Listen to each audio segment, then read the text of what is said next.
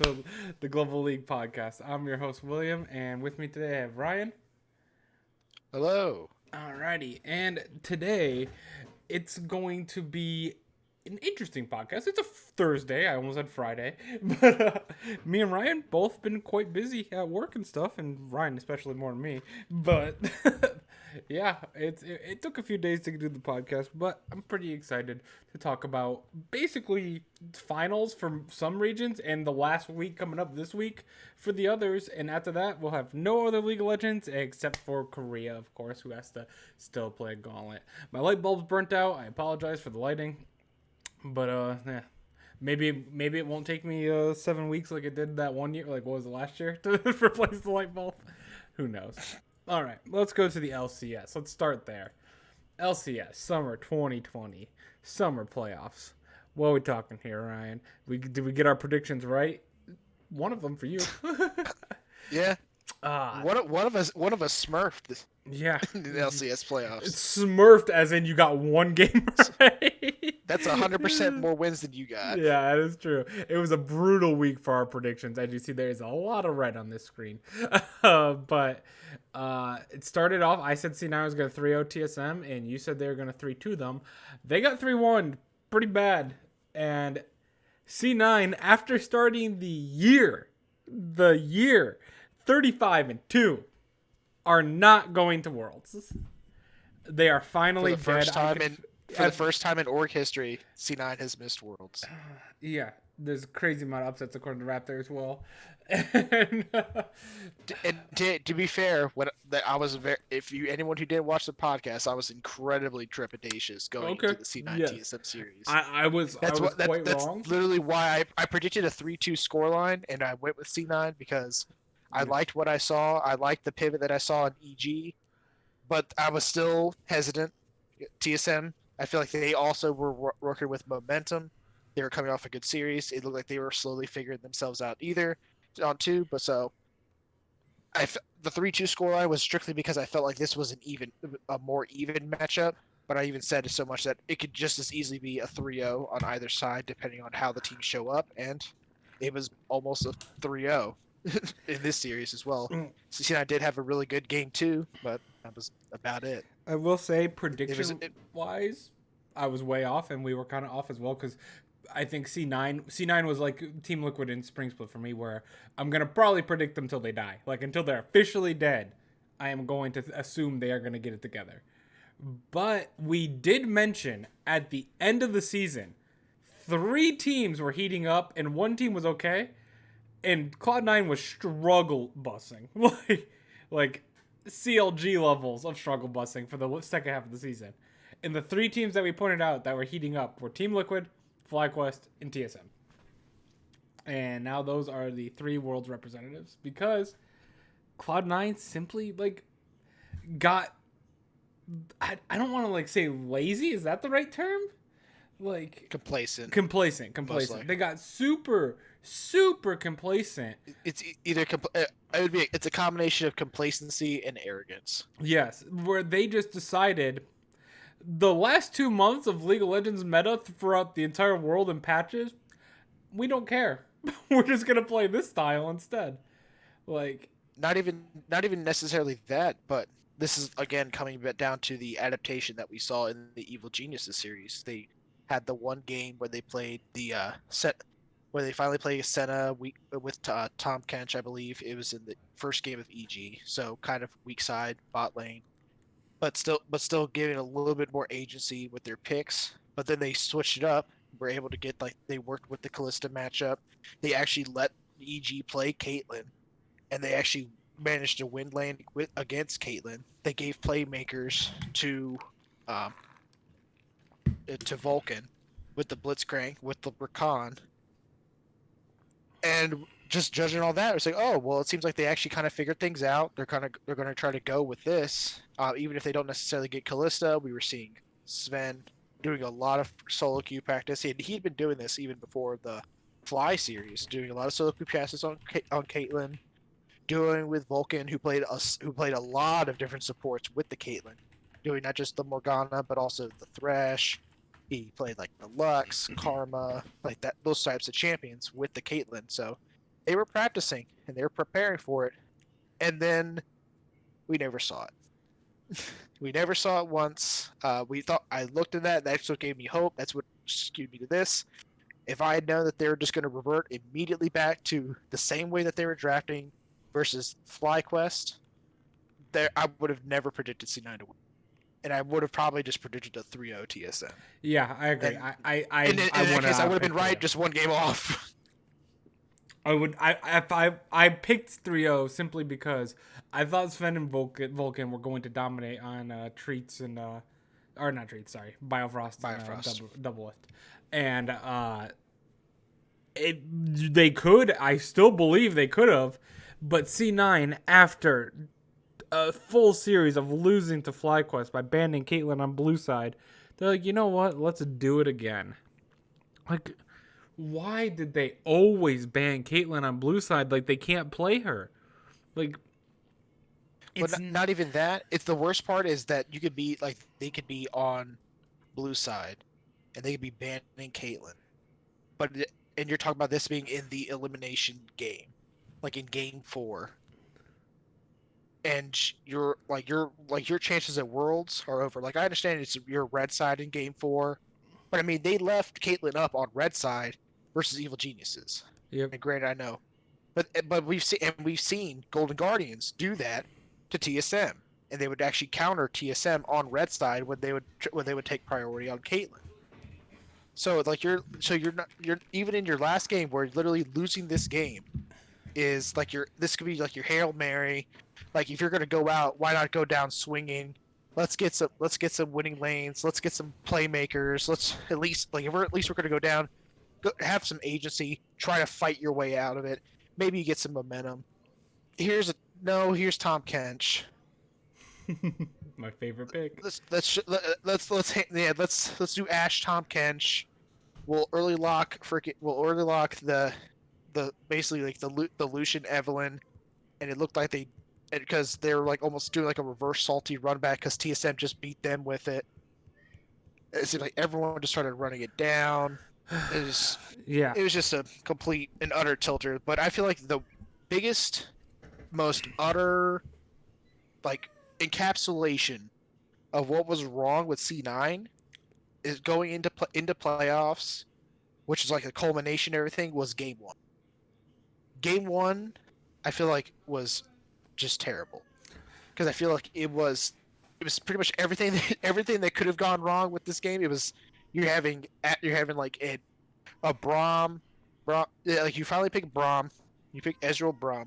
It's like, okay, well that's fine. That's something I actually mentioned. Like, oh, if you're gonna pick Ezreal Yumi and do weak side, why not pick like something like Braum that can actually give you something?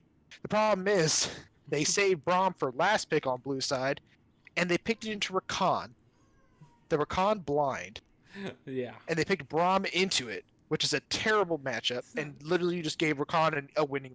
It's not great. When it was a blind Rakan Senna lane. So that was bad. You had Sven as Ezreal face checking brushes when his Rakan is not there, where his Braum is not there to actually jump in and save him. That's some flashbacks. So yeah, we have Blabber doing pretty much the exact same move that he does at level 1, where he goes up on the left side, stops in the brush, then walks up to the river brush, stops again, and then tries to bait him. C9 at least had a level 1 plan where they're trying to see if someone would run out to attack him, like FlyQuest had done before, which is cool, good plan. But then you had Niski, who went in. He actually got a good catch on Spica early on. Could have actually really snowballed the game. Got Graves' flash early, Kindred into Graves. Good start. This could be a good start. C9 continued to chase. Niski burns Flash into a 4-man taunt. Oh, cool. Good play. This actually could be a kill. You forgot. You took Predator on Galio. You have no Keystone. You're a Galio at level 1. You took Taunt now as your level 1 ability. So, and you just burned your Flash. And you have no Aftershock, so you have no tankiness. So you just killed yourself. And you nearly killed your entire team. And now your lane's doomed because you don't have the Q, you don't have the Winds of War. I'm sorry, I don't think that's not his Q. That's just his punch. But he doesn't have the Winds of War, so he can't really trade from range. I think his Q's Winds of War, if I remember correctly. I thought it was just his punch. I couldn't remember. No, But anyway, I know the skill name, so it makes up for it. So he has like no weight clear. You're literally it's the same issue as Blabber level 1 as Nocturne, having to level his spell shield, and then being expected to clear his camps as a level 1 Nocturne with spell shield start. So now Blabber is kind of doomed because his mid laner can no longer protect him as a kindred. Graves without flash is whatever because he still at least has a dash. And then you have top lane, just to top it all off, the set pick that was a first pick from C9 who apparently had never had any intention ever to flex it to any other lane. Building and of course it was a blind pick, and it was a blue side, so it was going to be revealed whether it was going to be a top lane set. So it was going to be countered as a blind set essentially, and they get picked into Lucian, and he goes with a Blade of the Ruined King build. Oh, Raptor's flaming it in Discord right now with me. He goes Blade of the Ruined King start into Lucian top lane. Yeah. Into multiple range champions. 3 ADCs. And he does this in game 3 as well. The exact same thing. And the exact same side. Raptor also wanted to bring up his game 4 build, which he has here. The very solid game 4 build of first Doran Shield, not bad. First back is a potion and a cloth that's not great. Then he goes for the full Ninja Tabby. Gets 2 long swords at 8 minutes. A Spectre's Call at 13. At 16 minutes, he sells that potion, and he goes for the Bilgewater Cutlass and another piece of cloth armor. And then are you talking about game 3? Are you talking about game 3? Yeah, I think you said game 4, because game 4 was the Wukong game. Oh, yeah, sorry, game 3. My bad. Raptor trolled me. He said game 4 on his comment. But game 3, and then he has Warden's Mail on 18 minutes in the game. So almost at the 20-minute mark, he doesn't have a full item. He just has 3 pieces of 3 items. Like, unbelievable. See, Raptor right there. Yep. Game 4. Literally completely useless. Like, you're a set versus Lucian against a Lucian Evelyn Twisted Fate topside. I understand if its itemization is a little bit difficult against this because your lane opponent is AD. But at level 6, you're being dove by essentially 2 AP champions, one of them being a burst assassin. Mm-hmm. So you definitely had to build mixed resistances. But here's the thing: that means you don't have the room to build a goddamn Blade of the Ruined King for your lane. In what world are you ever going to make use of this versus this comp? This is even worse. This is arguably as bad, if not worse, than the game 1 comp. Because you're still dealing with an Evelyn. That's like the one person that you could ever use the Blade of the Ruined King active on to try to kite. But if you're ever trying to use the Blade of the Ruined King active to kite an Evelyn, you're already dead. Yeah, the build makes no. The build from Licorice makes no sense. The pick on blue side for what's essentially a flex pick set that never is actually flexed. The Predator Galio trying to opt for a level 1 fight, just topping off C9 having terrible level 1s and poor mat state reads. And if you're going to be trying for this sort of style with a Galio, don't take Predator and opt for it. Take the advantage and run with that. And then on top of that, just a continuation of dumb draft strategy. Essentially drafting what end up being a blind top side, or at the very least a weak side top lane that doesn't actually have the ability to set up for ganks or to snowball any sort of advantage. So no pressure top side. More often than not, either blind picking a full duo or picking yourself into a pure weak side, survive the lane and scale for late or scale for mid game type, usually involving Ezreal. And then you're saving a majority of your picks for a good matchup for your mid and jungle. Yeah. And it was even more, arguably, it was at least more egregious in the FlyQuest series because they were saving like last like 4 and 5 pick for Lee Sin and Zoe, which is actually illegal. It should be like that's a reportable offense. Like you should be Well, arrested for drafting. You should be let's arrested for using that as your counter picks on blue side. let's be honest though. That's been most of C9's issue for the last month and a half or so. 2 months maybe. Like it's like we mentioned before, just the arrogance in the drafting, the absolute lack of innovation, which is what we came to know this C9 for, was for this innovation that they brought to the table. They decided, we're done innovating, we're gonna play the same. They Team Liquid it basically, where they just decided to play the same team comp or same style every single game, even though it's not working at all. And not to mention fundamentally, it's terrible. Yeah. Like fundamentally, from your draft style, in what world does it doesn't work? Blind picking a nerfed weak top lane that's not even going to be building like tank, so it can even have utility in team fights. Blade of the Ruined King on a set is basically useless. He might as well be a negative champion.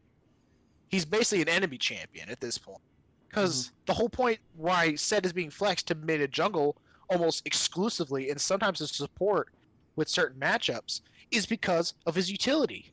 He's not a bruiser anymore.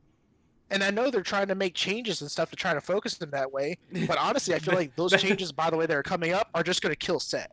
I also agree that I think he's dead. But he's going to C9's out of the playoffs. I think the patch is that's over. what I'm saying. Like, I know, and that's what I'm saying. Like, it's going to be over by then, but I feel like he's just going to be dead now. Yeah, and I think, and I'm not sure if I think those changes may be going on to the Worlds patch as well, but I'm not entirely sure. I'm not sure if it's on 1018, but if you're talking about switching over to bonus attack damage on Set, it's not going to push. It's not going to push him towards AD. No. It's just basically saying he's going to be nothing but a utility CC bot. Yeah. So if anything, he's going to be even more of a support. He's only going to be a support now. Like that's the only chance he has. And because he's a melee support. Like, there's other melee supports that are just way better than that. Like, we're talking like even nerfed Nautilus and Leona and Thresh are all like basically even Alistair kind of do what Set does already. Set can work slightly better with Kalista than those. I mean, they all look really well with Kalista, to be fair. But, like, he can provide a lot of extra damage for the early game that they can't. But, I mean, honestly, it's not. Like, it's so niche. He's a niche support now, and that's the only role you can play him in. So, like Raptor said, G2 is screwed because Yankos can only play Set now. Yeah. God, just be glad that freaking SK is not going to Worlds. Yeah.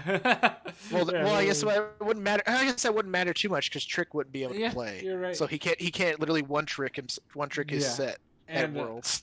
But yeah, pretty much just to wrap up the C9 TSM series is like, damn, like it is crazy to me that a team that was so successful just absolute, like, we saw this. It's not like it's shocking in the sense that they actually didn't get it together. That it happened. Yeah, but it was shocking in the same way that Team Liquid was like in spring. It was shocking. It was even though it's literally been the culmination of an entire split of them not playing well and literally being down to an elimination game versus C9 in spring, where if they won, the only thing they win is a chance to play a tiebreaker to get into the playoffs. Exactly. But then we saw the way they were playing in the C9 game, like, oh well, shit, here it is. Team Liquid, they're going to playoffs again. But it feels like I feel like C9, we had that in playoffs, and that moment of, oh man, there's C9, they're going to make the run. That was the EG series. Yeah, yeah, and it's like win a series to give fans false hope. That's the CLG classic.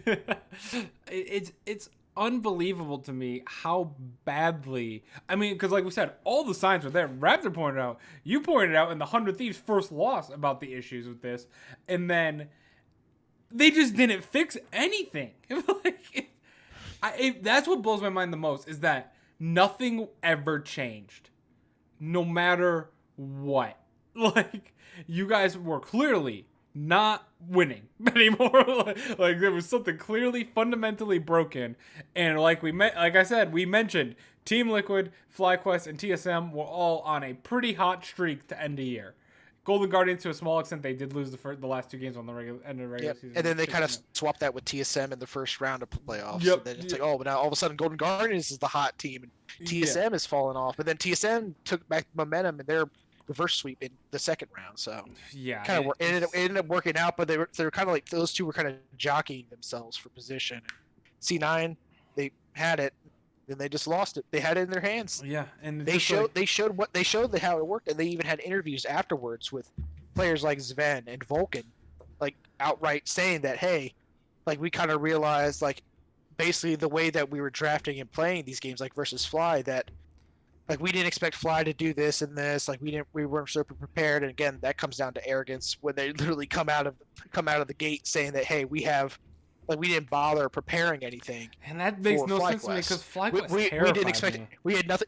We had nothing special planned for FlyQuest because FlyQuest we don't believe that FlyQuest is going to do anything special that would require special preparation. So, and then FlyQuest just smacked them in the mouth. And it's just like with the 100 Thieves loss, we're thinking, oh, well, this is going to be the fire that gets lit under their ass, and they're going to start making active changes. And we kind of thought that with the Evil Geniuses game, the game 1 was real messy, but then game 2 was right back to how we expected them to be. At least it's closer than we had seen for a long time from C9. And literally you have players coming out saying, hey, like I think we have better ways of playing the game.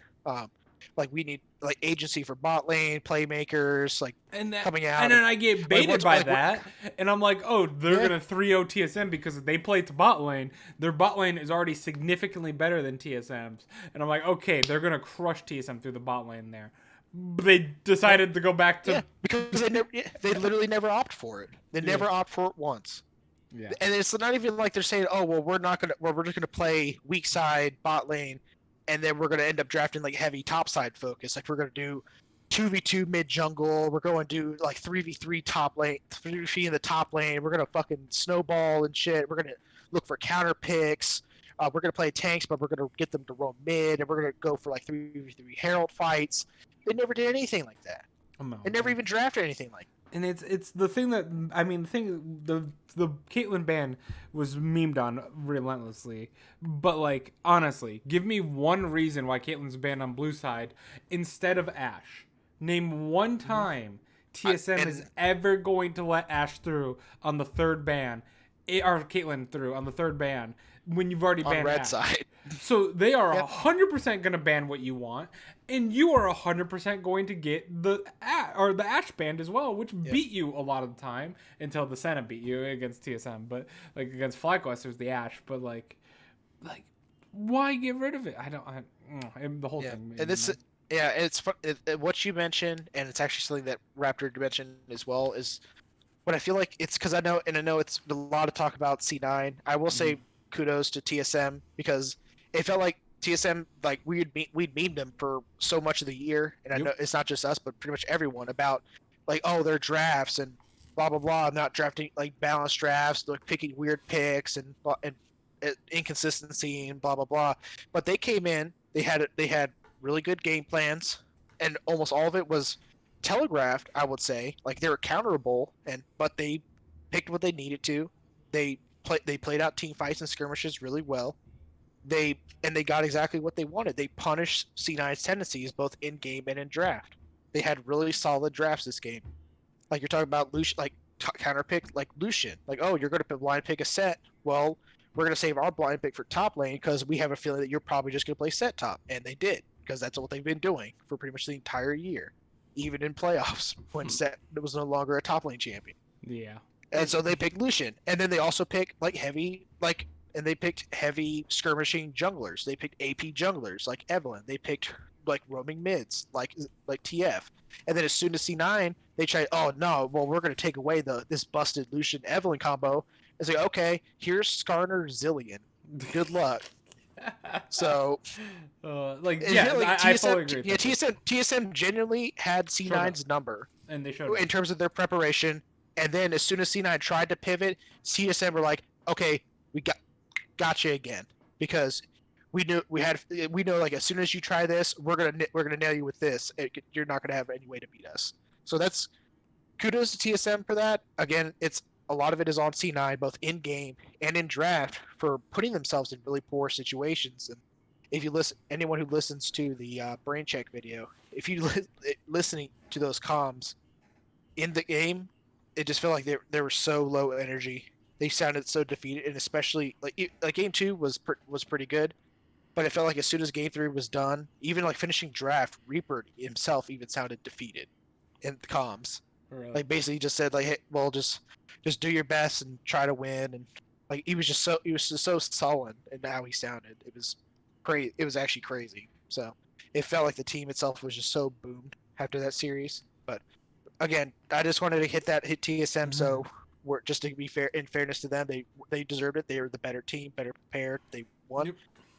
And touching on the C9 point that I was going on to was, and also, also by the way, TSM just kind of hitting all the memes with the NA Jace and double lift Senna in that last And winning game. on So it. good job. Yeah, good job. So well, technically NA Jace, but it's broken. He was Turkish, so. But the thing I wanted to hit on with C9 is it felt like the more and more I thought about it, they were like NA Damwon, where, and we've been hearing this and we heard it directly from like the C9 Academy team who watches C9 scrims as well and scrims with them, and they unlocked a lot of insight to them how C9 pretty much just stomp everybody in scrims. They almost never lose a series in summer. Like summer was like the first. In summer they even said outright that it was the first time they had ever lost like any sort of scrim block. In spring they literally won every single scrim block 4-1 or 5-0. They never lost a single scrim ever, and they would just crush everybody. Like the C9 Academy team would even like go into like actually go like pretty even or even win some scrims against LCS teams. Like I think they even said like TSM and FlyQuest they would scrim them occasionally and they would actually do well against them, but they could never ever beat C9. And they said go into 30 minutes versus C9 in scrims was an accomplishment because it's insane. And that could be a reason why not only them being arrogant, assuming things are going to be like they're going to be working okay, maybe they're these sort of comps they could just assume that they could just draft this sort of way and it's just going to work out, it's just going to be fine. Maybe they think that, oh, if teams just are inting into us or playing differently into us in game, it's not going to matter. Like if you're picking these scaling top lanes and they're opting for these fights or whatever early on, and like and you're just going to out micro them, and now you're ahead as a scaling champion, then oh, it can work out fine. But the more I think about it, the more I think like, how in the world are you winning with comps like these unless you just genuinely think that you're just not getting the proper practice on meta champions, so you're just trying to draft like whatever you can, like you're trying to overcorrect, you're trying to overcorrect from not having good information from scrims because of how hard you're crushing in scrims, so they don't know how the games are going to play out, and then draft ends up suffering for that because they don't know what to draft and how to actually prepare for matches, because everything just goes well for them in scrims, so they'd have no idea how to actually play the game on stage when everyone plays differently. Yeah. So it's possible, and it also leads into the draft discussion, where I feel like especially when you got to like, there's obviously experimentation stuff where they over-indexed on trying to get the picks. The 100 Thieves game is a big example, where they early pick on red side Senna Wukong for no reason. They literally and you could tell they telegraphed the Senna Wukong bot lane blind. They had no intention of actually playing the Wukong top lane for the flex. Mm-hmm. And then so they just left themselves open to get countered. So kind of typical C9 red side, the over-indexing on a pick that they want to try and not actually taking things that they should, not flexing picks when they should, etc. TSM game, same way, blind picking Kennen R4 only to last pick Azir for no reason. I hate but I feel like that picks so yeah, bad. and I feel like that one I feel like was the biggest. That was like the transition period. That was the middle point, because that was a combination of experimentation somewhat, but it also feels like this ended up coming down to what I feel like was the big issue for this team. Obviously, no insight. C9 hasn't released like really any information. They haven't done any interviews with the team since the semifinals against TSM. So this one, I feel like in draft, I'm not sure what happened in the meta, what their read was, But it felt like the further and further we went on, the more and more it felt like draft resources they felt had to go to mid jungle. Like they did not know how to draft and play around mid jungle anymore, and it felt like players like Licorice and Sven and Vulcan were being way too selfless in draft. They were willing to to give themselves up into weak or arguably not as strong lanes. They're willing to not put themselves into weak side scenarios in order to give draft resources to give Blabber a good matchup, to give Niski a safe matchup. Niski, oh, we can let you last pick Zoe, so you could be on comfort, but we don't want to pick Zoe blind because like Power of Evil might pick something. We don't want you to pick Lee Sin blind. Doesn't make any sense, but it feels like that's what they had. They felt it almost feels like that's what they had to do. Yeah. And it could lend a lot of credence to why they did not play Caitlyn at all. Because if the entire game plan was to set Blabber up, to make sure Blabber was comfortable, to make sure that Blabber could invade, could play his game at his own pace, without having to deviate from the Blabber style of invading and skirmishing and whatnot. Playing a pick like Caitlyn that requires a lot of forethought and counter picks and kind of playing like a game of chess and game of chicken with Caitlyn in the draft, so that you're not set up with like, oh, like we have Caitlyn Morgana, but they have Ashe Karma, so they just kind of push us, and then our Caitlyn lane is kind of busted now in lane. Like, something that can cause so much focus in draft around you, and then also in game. Like the whole idea of Caitlyn is to push lane kingdom, not necessarily getting yourself out to roam, but always threatening tower pushes, always threatening plates, pushing out for dragons and stuff. But that will again require Blabber to be a more facilitative, to be a supportive role, to play around the bot lane. And it's possible that they just work that either they or Blabber himself was just not comfortable in doing that. Yeah. And I think he's capable of it, I was but gonna the more say, and more I see it, the more and more I think that he just really just could not play that way, and and if that's the case, that's really disheartening, and that's really scary to think as a C9. The fact that Blabber can literally only play for himself. You have your two side lanes that are willing to be so selfless that they put themselves in situations where they're either forced to play weak side and just lose gracefully, or to scale and not necessarily try to crush lane. And so both your side lanes have no pressure essentially, yeah. and you're trying to set up for safety for your mid lane, for safety for your jungler, and then you have teams like TSM and FlyQuest who are just having these excellent level 1 strategies that destroy your jungler. You're propping up Blabber as the guy you're trying to play around and keep him safe, and then he's immediately crushed in level 1 and he's useless. And now you have weak side in every lane and your jungler. I was I was gonna mention we did have a second series by the way this week. I know. Well, the thing is, all the other players in those series, they're still going to Worlds. They'll still have more time to be talked about going forward.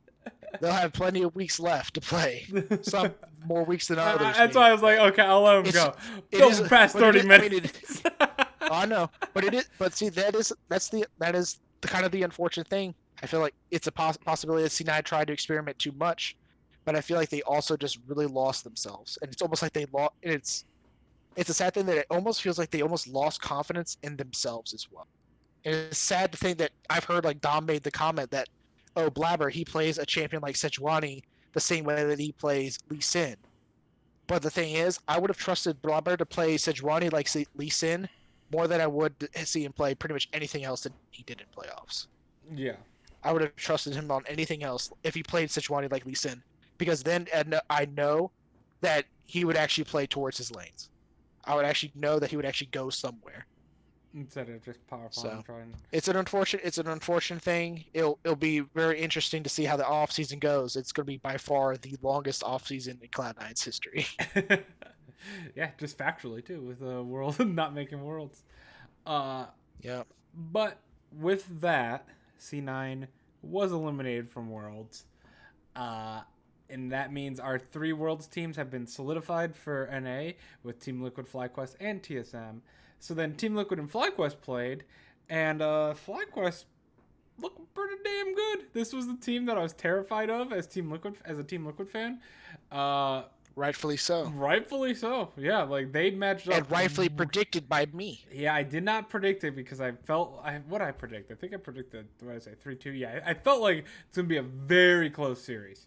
And it should have been a 3-1. Should have been a 3-1. Should have been 3-1. Tactical though, oof, man, I am so glad. Tactical. Gotta love the Rookie of the Year. God, played his heart out, man. Dude, outplaying these world champions. So nice to see because he did not have a good series against the Golden Guardians. Really, like he really, in my opinion, was struggling. Like I maybe playoff nerves or something. So seeing him really step up all series long against FlyQuest made me so happy. And like I really like. Even though Team Liquid lost, like I said, this was a hard one for me because I think if I was at my computer fully intently watching it while it was live, I would have been more upset. But I was half-ass watching on my phone with my FlyQuest friend right to my right, and so she was cheering him on. I was like, I'm not gonna flame Team Liquid, and I was at a party as well at the same time. So I was I was half-ass watching it on my phone, and I'm just like, damn, Team Liquid and FlyQuest, it's getting close. And then like, I didn't even see the tactical thing actually until I watched the highlights of these games after. But I was like, damn, tactical. But no, and honestly, yeah, Wild Turkey has stepped up lately. Wild Turkey, he's still a meme. But he did really well so far. Wild Turtle, I think, has actually been having like statistically his best split ever. Yeah, he's really ever since in terms they of like put pure, him in terms of like map. pure stats. He's actually, I think he's actually up there with some of his best splits in history. I think it's because ever since like FlyQuest was really struggling when they had Mash on team, the second they put Wild Turtle back in there with Ignar, it's like everything clicked. As soon as they put him back in the line with Ignar, they lost to C9. And then it got better. Yes, you are correct. But like every single thing clicked again because this top side by FlyQuest honestly might be the best top side in NA. Like honestly, I think solo right now, especially with the teams going to Worlds, that's not even hyperbole. Yeah, I think solo is one of I say the closest competition is TSM with how they've been playing towards topside. For sure. I think that solo was the biggest robbery of the all-pro teams. Santorin, phenomenal all playoffs so far, and in the regular season as well. I'll say is Santorin the best jungler in NA right now? Yes, absolutely. Not even a question at the moment for me. With the amount of fall Blabberers had. And just like Broxa, Broxa. If he's on Lee Sin, it's almost undefeated now. I can't say it's undefeated anymore. I'm sad. I'm actually curious what you think. Team Liquid, if they lose to TSM, they get 3rd seed. They go to Worlds. Let's say, and they go out in groups. Does Broxa stay? Does Broxa stay?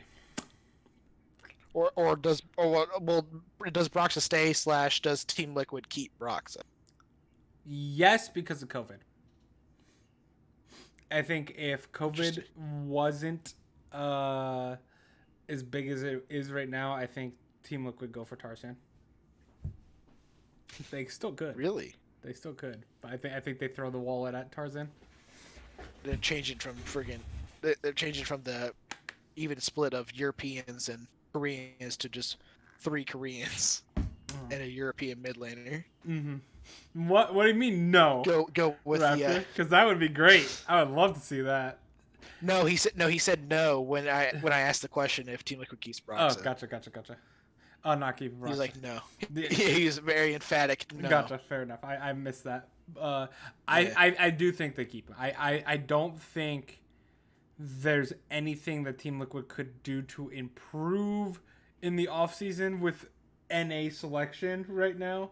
Without Broxa, or like, do you get Xmithy back? Like, you know, what if So what if C9 lets go of Blabber? Hypothetical scenario. I don't see C9 doing that, but Okay, what if they yeah. do? If C9 gets rid of Blabber, you pick up Blabber for Team Liquid. That solves a lot of possible problems. Blabber If Jensen reunited. if they can mold Blabber to at least play like you had mentioned, to not only play for himself level, like I think But here's the Blabber's thing. aggression though on Team Here's the Liquid would thing. be But so but good. that raises two questions. One, can you do that to Blabber? And two, do you do that to Blabber? It's Because we kind of saw what Broxa became. Because like the whole thing with Broxa was that he was supposed to be brought in as like this mechanical early jungler game, who's supposed yeah, to be rocking a strong, aggressive mid jungle duo. yeah. If you're bringing in Blabber to do the same thing, but then you're shoving him to another ex-Smithy role, does it work? That's fair. That's fair. I think okay, so maybe you change up Team Liquid style a little bit in that sense then, But and wasn't that the whole point of bringing Broxa in? yes, and it hasn't worked out. And to be and Exa- in slightly, I guess it's a team decision to play like that, but at the same time, I feel like Brox has underperformed greatly, even with the team decision itself. He had been performing much better since the start of the split and even Spring Split, but I don't give him any fault for Spring Split. That was a mess that he came to. But like even now, it's like it's not going great. But here's the other thing too. Like you're giving up him to get Blabber in this hypothetical scenario, but then you're giving away 100% win rate Lee Sin to someone else. That's fair. It's not 100% anymore. It's almost 100%. 100% win rate Lee Sin is unstoppable. Unless he gets 3 APs. But yeah, he was easily the best jungler in 2018. And then yeah, Oh yeah, for sure. He did was actually struggle. smurfing. Oh, Lee Sin. Yep, Remember? yep. He still is apparently somehow.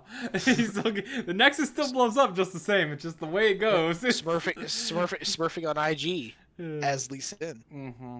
I just think if I had to look at the world's teams right now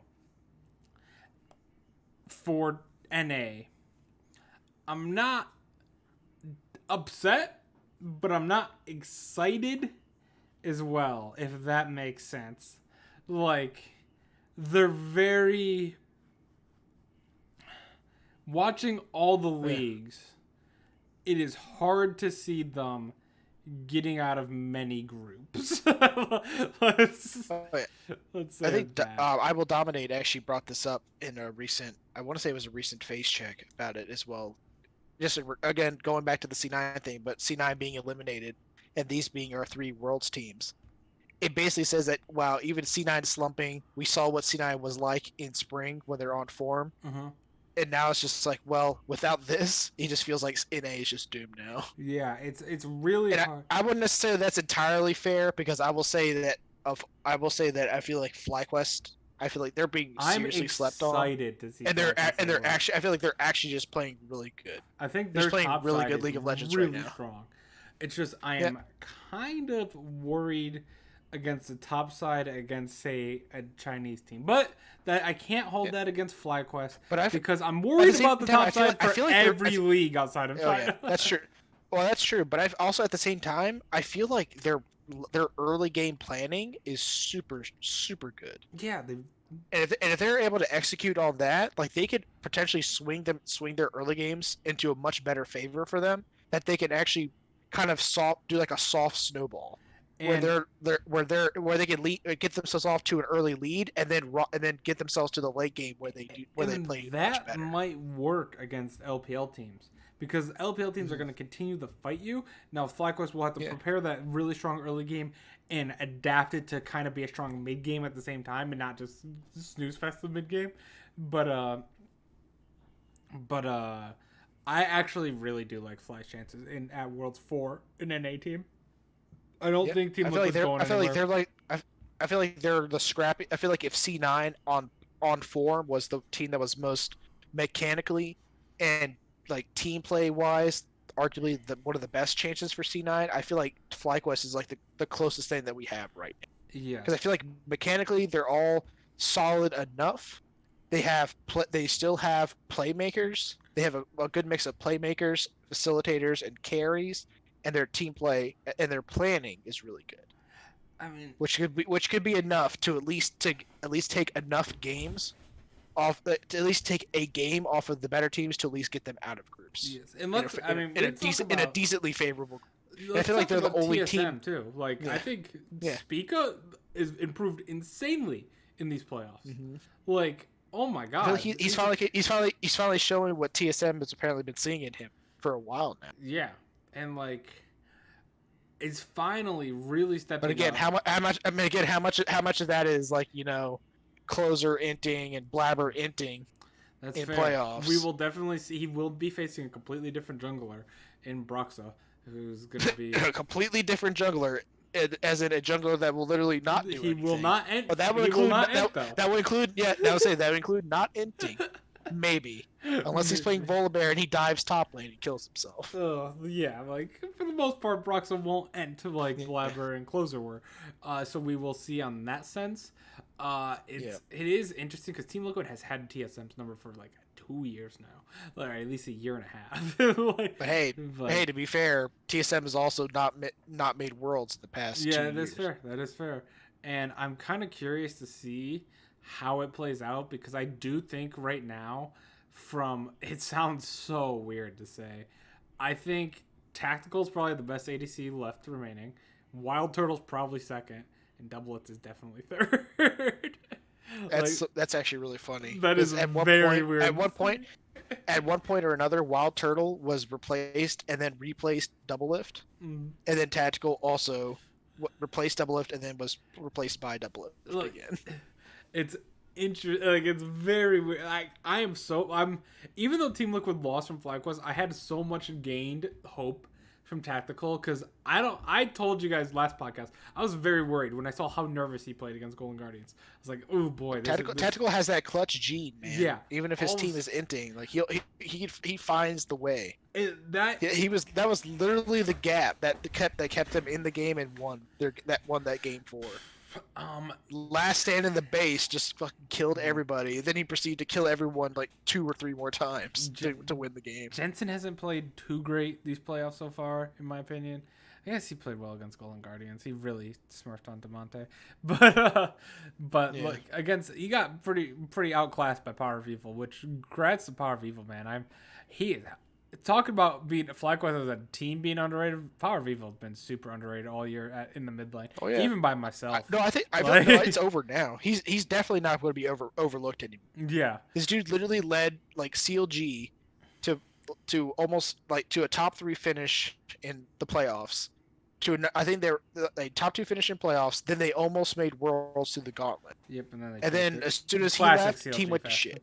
Team was hot dumpster fire. One of the worst teams like in the just world. rolling down the hill like off a cliff. Yeah. So and then Power of Evil jumps on board with FlyQuest, makes 2 finals back to back. I mean, that's a very good point. I didn't even think about it in that sense. I thought it as well with Ignar as well. I remember when we were actually really hyping up the Ignar signing. Misfits reunion. Yeah, that and like I thought Ignar played fantastic. Like I love Ignar personally. I know Raptor doesn't like him as much, but like I thought with Wild Turtle, like that's a beautiful synergy made in heaven right there for just 2 enters on the same bot lane, but they're gonna go in together, so that works better. And then picking up Solo as well, like towards the end of Spring Split, really solidified the team. Once they got rid of Vipers, like okay, this team has patched all the holes on it now. Yep, it's crazy to think, isn't it, that Solo at the beginning of this year was not on a team. Yep, crazy. And now he's helped carry his team to 2 finals back to back, and he's going to Worlds. That is fair by Raptors. Well, teams should be preparing better against Ignar since he does the same thing every single game. It's the same thing as Clutch Gaming. Last year, Clutch Gaming, Herald, 10 minutes. They're always going to be there. Didn't get punished until Worlds. 8 minutes. 8 minutes. Yeah, 8 minutes, yeah. 8-minute Herald. We're going. Oh, man. Vulcan. It's funny because Vulcan was there. Vulcan should know all about this. Oh, man. But anyway, let's do our predictions for the last 2 games and then move on to EU. So... Yes. Team Liquid versus TSM. It's Bjergsen versus Jensen. It's gonna be very close. I'm putting that in favor of Bjergsen right now. The way Bjergsen, I praised him all year. You and me have both been very harsh on Bjergsen for the last 2 years, probably since doing this podcast. The last year for you, but like, I would say rightfully so. rightfully The so. dude was kind of It's the the same dude was as kind of flippy. He had his moments. Like I would say probably his best moment by far for the past 2 years was definitely going to be the spring semifinals of last year versus C9, where in that game 3 in particular, he basically just straight up like 1v9 as a collie, took the game, and then basically swung all the momentum yeah. against C9 and won the series, and then Yep. went on to finals. Yep. And I think it's yeah, exactly that Kali play. I remember that. I significant. I absolutely remember that. Like that was a backbreaker play. That was one of those plays that The teleport from half a map away. Yeah, and just run the whole thing and this. He's like, just buy time, I'm coming. Mm-hmm. And I think topside, I'm still waiting for playoff impact. By the way, like he's been decent, but it's not the same effect as it used to be. Which I feel like is the story of Impact's like last year. Broxa, just the best, the best Lee to ever played the game. Into Spica, I'm it's just curious. It's a trend, man. It's a trend with Team Liquid I'm junglers. Curious Xmithy and Broxa, just the best Lee Sins in North America. Yeah. I'm curious to see how, like we mentioned before, Spica does without having the gold come to him. Like, if that hurts him. Hey man, his Nidalee game was pretty legit. No, he's been playing fantastic. He went out for that shit. No, and I think, like, not to spoil anything, I think like the focus, some of the draft strategies they've had, I feel like they definitely they found a way to abuse C9 a lot, and it was basically the same way that they played when they played them in the regular season, where they just abused the living shit out of top lane and made it so that they could never play the game, which is fair because if C9 is drafting freaking weak side bot lanes constantly, then just attack top lane. Mm-hmm. Have a Senna in bot lane, they can throw an ult top lane, so you have literally like 4 ways to attack top lane at the same time. The game's gonna come down to, in my opinion, let me know if I'm wrong here, who is gonna carry harder? Tactical and Core JJ, which Core JJ has played much better. He played terrible last split. Well, yes, last split. Technically true. The last game, or Bjergsen. Who is going to carry harder for the team? And because I think Jensen will play about as good as Broken Blade in the hypothetical, like, you know what I mean? When I'm talking about like on secondary carries. Impact and Broxton will probably play as good as Spica in double lift. It's gonna come down to who carries. But will Team Liquid build 3 Leandries again? Oh boy, LS has gotten to us. So Soul Lane should be. They got the Team Liquid. Goddamn. Bjergsen won't get made as hard. That. I hope so. I'm really hoping Jensen's really pumped up for this game and really focused on it, because like Raptor mentioned earlier, the first place is so vital for NA. Like, the team that gets first at least has a shot. The second place team for NA is the 3rd seed in the playoffs or in the group stage, and that is deadly. Literally get a top 1 and 2 seed from any of the other regions. It's fucking brutal. You can get 2 seeds from the other regions, I believe. So you could hypothetically, if G2 loses to like say Fnatic at Worlds, which is Raptor's nightmare, or not, you Worlds, could get G2 and JDG in the same group, with like Damwon. With Damwon if they win Korea. It's like Damwon, G2, freaking JDG, and Team Liquid. Yeah, I mean, like there's the group. Honestly, good luck. Even people, I would be offended by people being upset at Team Liquid not making it out of that group. Like, what do you expect from that boy? I'd be frustrated with Team Liquid not getting first to get a better seed at a group. But, like, in the group stage itself, it's like, what are you supposed to do? But, yeah. So Raptor says it's a 3-1. That's your dream group? Okay, yeah, for that. Sure. But G2 is probably not making it out of that group either. I mean, if you want to see quality shit, Raptor, why are you asking for a dream group that has an NA team in? Oh, that's also true. But dude, man, JDG would dismantle G2 right now, and we still don't know about the M1, but JDG is so good. They lost. JDG is like one of those teams They're where it's so- like, man, it doesn't matter if they're inting. It If doesn't matter. Even if G2 gets ahead early, JDG will just They're find a just fight. gonna win. They're just gonna win the team fight. They're just gonna pick. They're gonna pick Orn. Man, I can't wait to talk about the LPL. Oh my god. Zoom's just gonna pick. Guess what? Zoom's probably gonna pick Orn or Camille, and that's it. Mm-hmm. All right. What's your prediction? I'm agreeing with Raptor in the sense that I think Team Liquid wins, but I think it's a 3-2, and I'm not confident in that prediction whatsoever. No, I'll say I think it's gonna be a 3-1. TSM. TSM 3-1. Man, it's crazy how much we have changed on TSM over the last 3 weeks. Yeah, I mean, it could just be my faith is completely misplaced, Fair. and it's literally just because TSM just had C9 pegged from pre-game, I've had an and that was about it. ugly.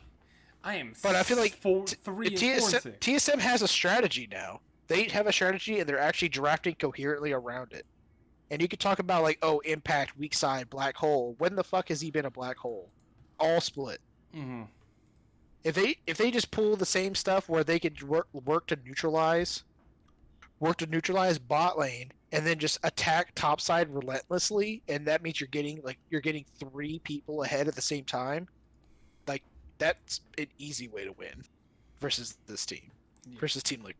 Especially because TSM have actually been playing far more proactive. And if Brox's just gonna sit back and do fucking nothing, that's just gonna give Spiga the freest time in the world. And if you give him a champion like Evelyn, who's like, oh, I need to get to 6. Well, good thing my enemy jungler's not going to do anything. Oh, I'm going to pick Nidalee. Oh, I guess my enemy jungler's not going to do anything, so I'm just going to farm. And I'll farm I'll farm all of your camps. So, it's possible. So I feel like as much as you talk about like, oh, well, Spiga may have the gold come to him, I feel like at the same time, if the enemy jungler's not coming to him, Spiga's not going to give gold to the enemy team. fair enough. Fair enough. So, my next question: who wins the split? I got FlyQuest winning the split. FlyQuest. Ah, there we go. Unbelievable! What a turnaround for this team. I freaking love this. I'll give it. The thing is, I'll say 3-2 FlyQuest. Let's get hyphy. I also Let's go to 5. Let's get a 5. Let's get a 5-game set. Hell yeah! We both. No matter who wins. 5 games. We both have them going 5. I like it. I mean, just like it's freaking awesome. I'm on board with that. I'd be fine. I love this team. At that point, that's literally the year. It goes from the year of C9 to the year of FlyQuest immediately. Yeah, because you're talking about finals in spring versus versus C9 who couldn't be beat by anybody, and then as soon as C9's out, they win. Yeah, and it's also just FlyQuest as a brand in general this year has done so much. Not only have they rebranded themselves completely from an absolute no-name team, talking about like literally what Immortals is right now is what FlyQuest was. Like, absolutely. Hey, Will, do you remember who was on FlyQuest last year? Yeah, that's hard. I do remember Big on Optic. That was not FlyQuest. Yeah, that was a different green team. It's a different green team. Power View was also on Optic. Yeah, not last year though. Viper.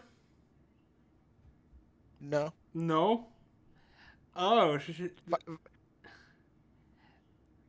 Viper was there. Okay.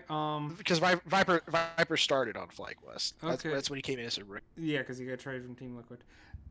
Shoot, this is what we're talking about. Well, here, I'll give you another hint. Go down the list of roles. Top is Viper. Jungle, was Santorin there? Yeah. Yeah. Santorin was there. Yeah. Remember he made 13. He made 13 All Pro one year. Yeah. Mid lane. And then he fell off a cliff and was a Trundle one trick and did nothing. That was like the running meme. Like in that summer that summer FlyQuest was trash. After his amazing Rek'Sai gameplay before. Oh man, what was their mid? Was it no? Crown was on Optic, right? No. Yeah. I'm getting Optic confused. You just keep going to Crown. Crown on Optic, Power of Evil on Optic. Yeah, Big. Who, to be fair, Big was on FlyQuest Academy. So that could be the confusion. That is fair. Wild Turtle was the ADC, right? I don't know. Yes. Give me the answer. I actually, for someone who watches League, I can't even name. That's good by them for rebuilding.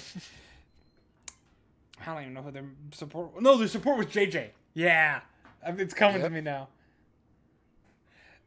I don't remember their mid laner at all. It's Popelter.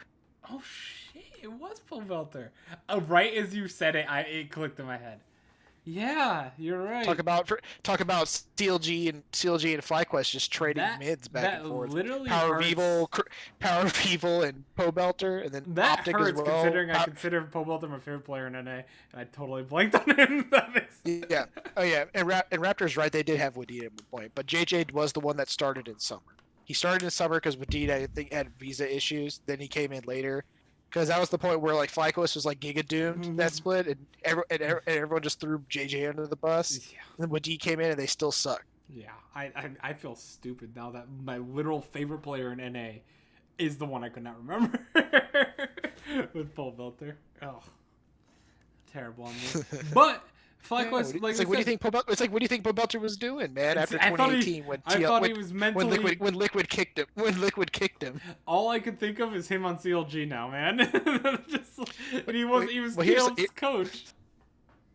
Wait, here's the other thing, man. Do you remember who was on FlyQuest in 2018? Dude, come on. And who was their mid laner in 2018? Fly. It was Fly because I remember FlyQuest. Mm-hmm. Hell yeah, I remember that. Alrighty. But what I wanted to say quickly about FlyQuest, rebuilt the whole thing, like pretty much. They are the only person standing still is Santorin and Wild Turtle. That's two. But they got Power of Evil, phenomenal. Solo, huge upgrade over Viper. Ignore, huge upgrade over JJ. Just completely rebuilt the team. Perfect.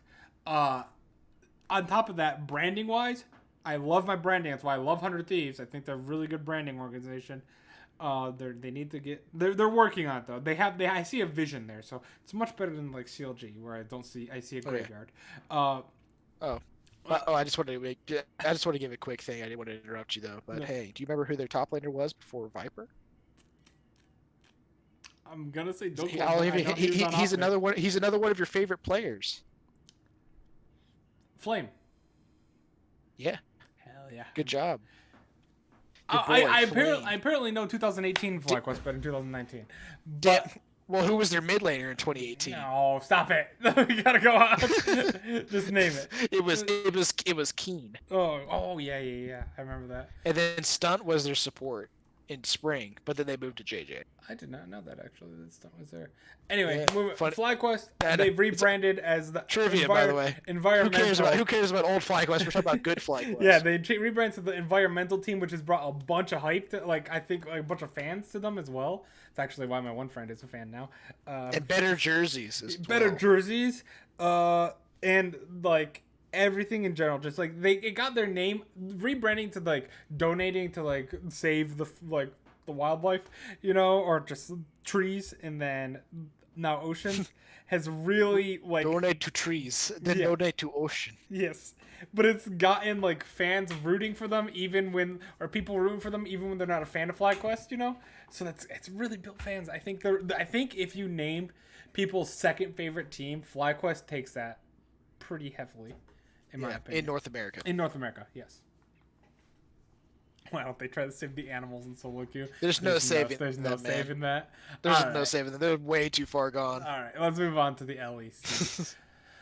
Nothing interesting happened in the LEC this week, really. Yeah, absolutely nothing. Nothing interesting. It was kind of. Let's ignore all these these predictions. Yeah. So our predictions went really well. Red means good. We play these like golf. The less you get, the better. It's a good color. It's a good color. It's color of passion. Of energy. Yeah.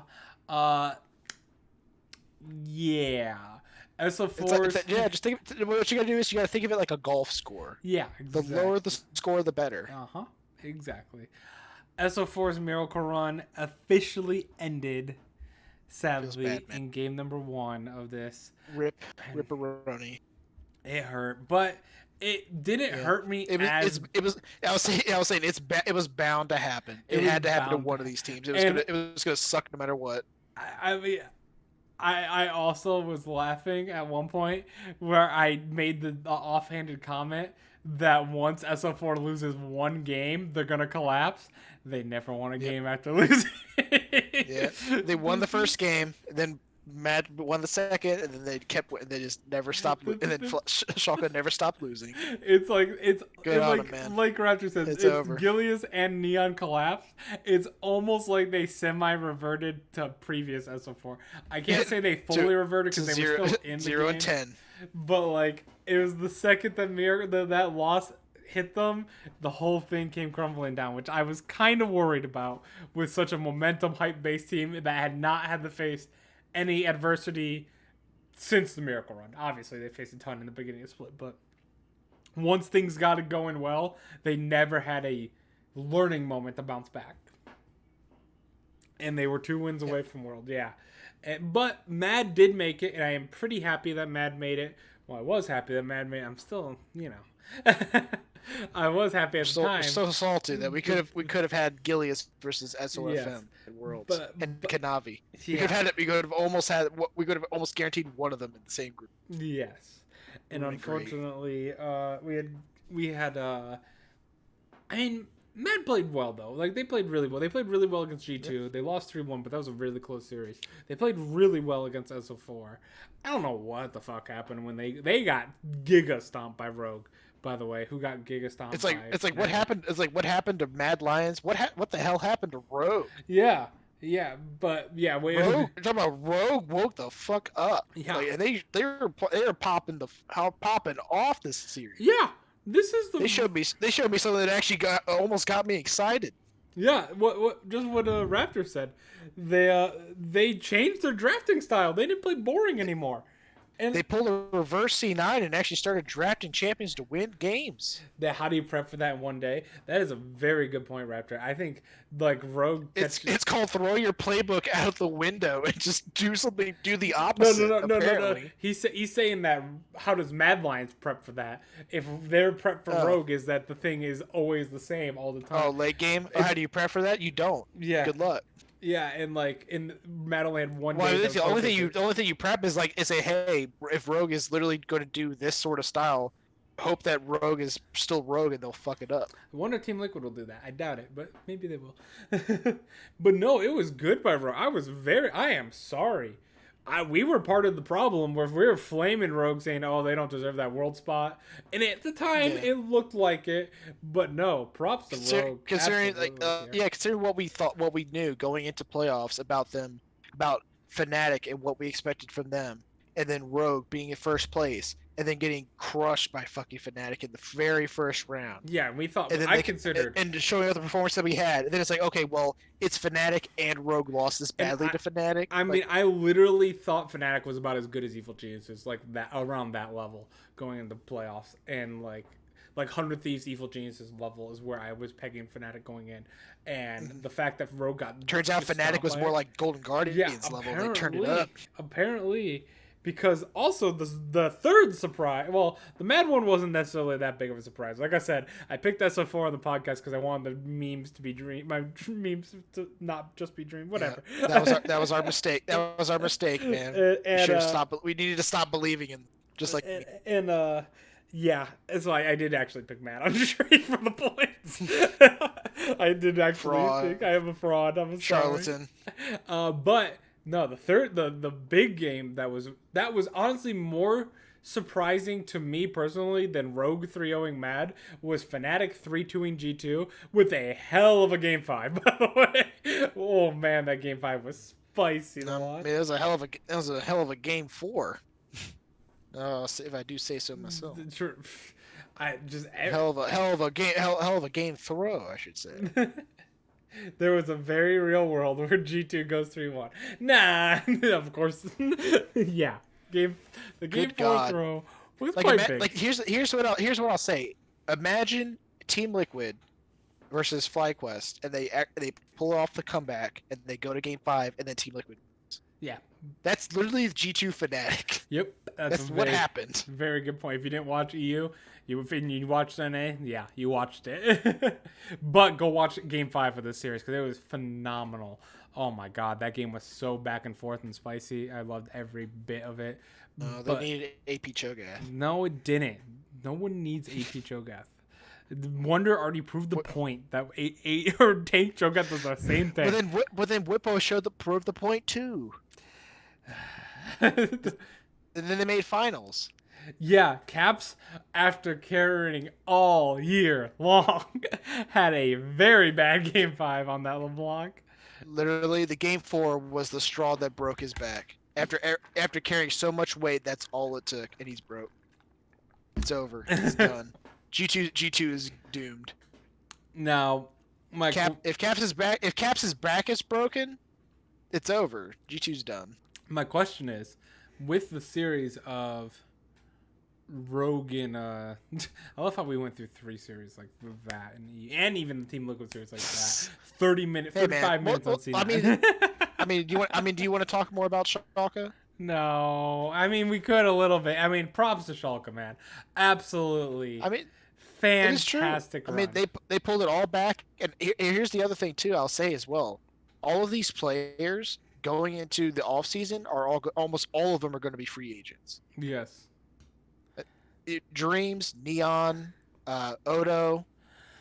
I think the only one who's not going to be, even their coach, everyone except for Gilius is going to be a free agent. How many do you think come back?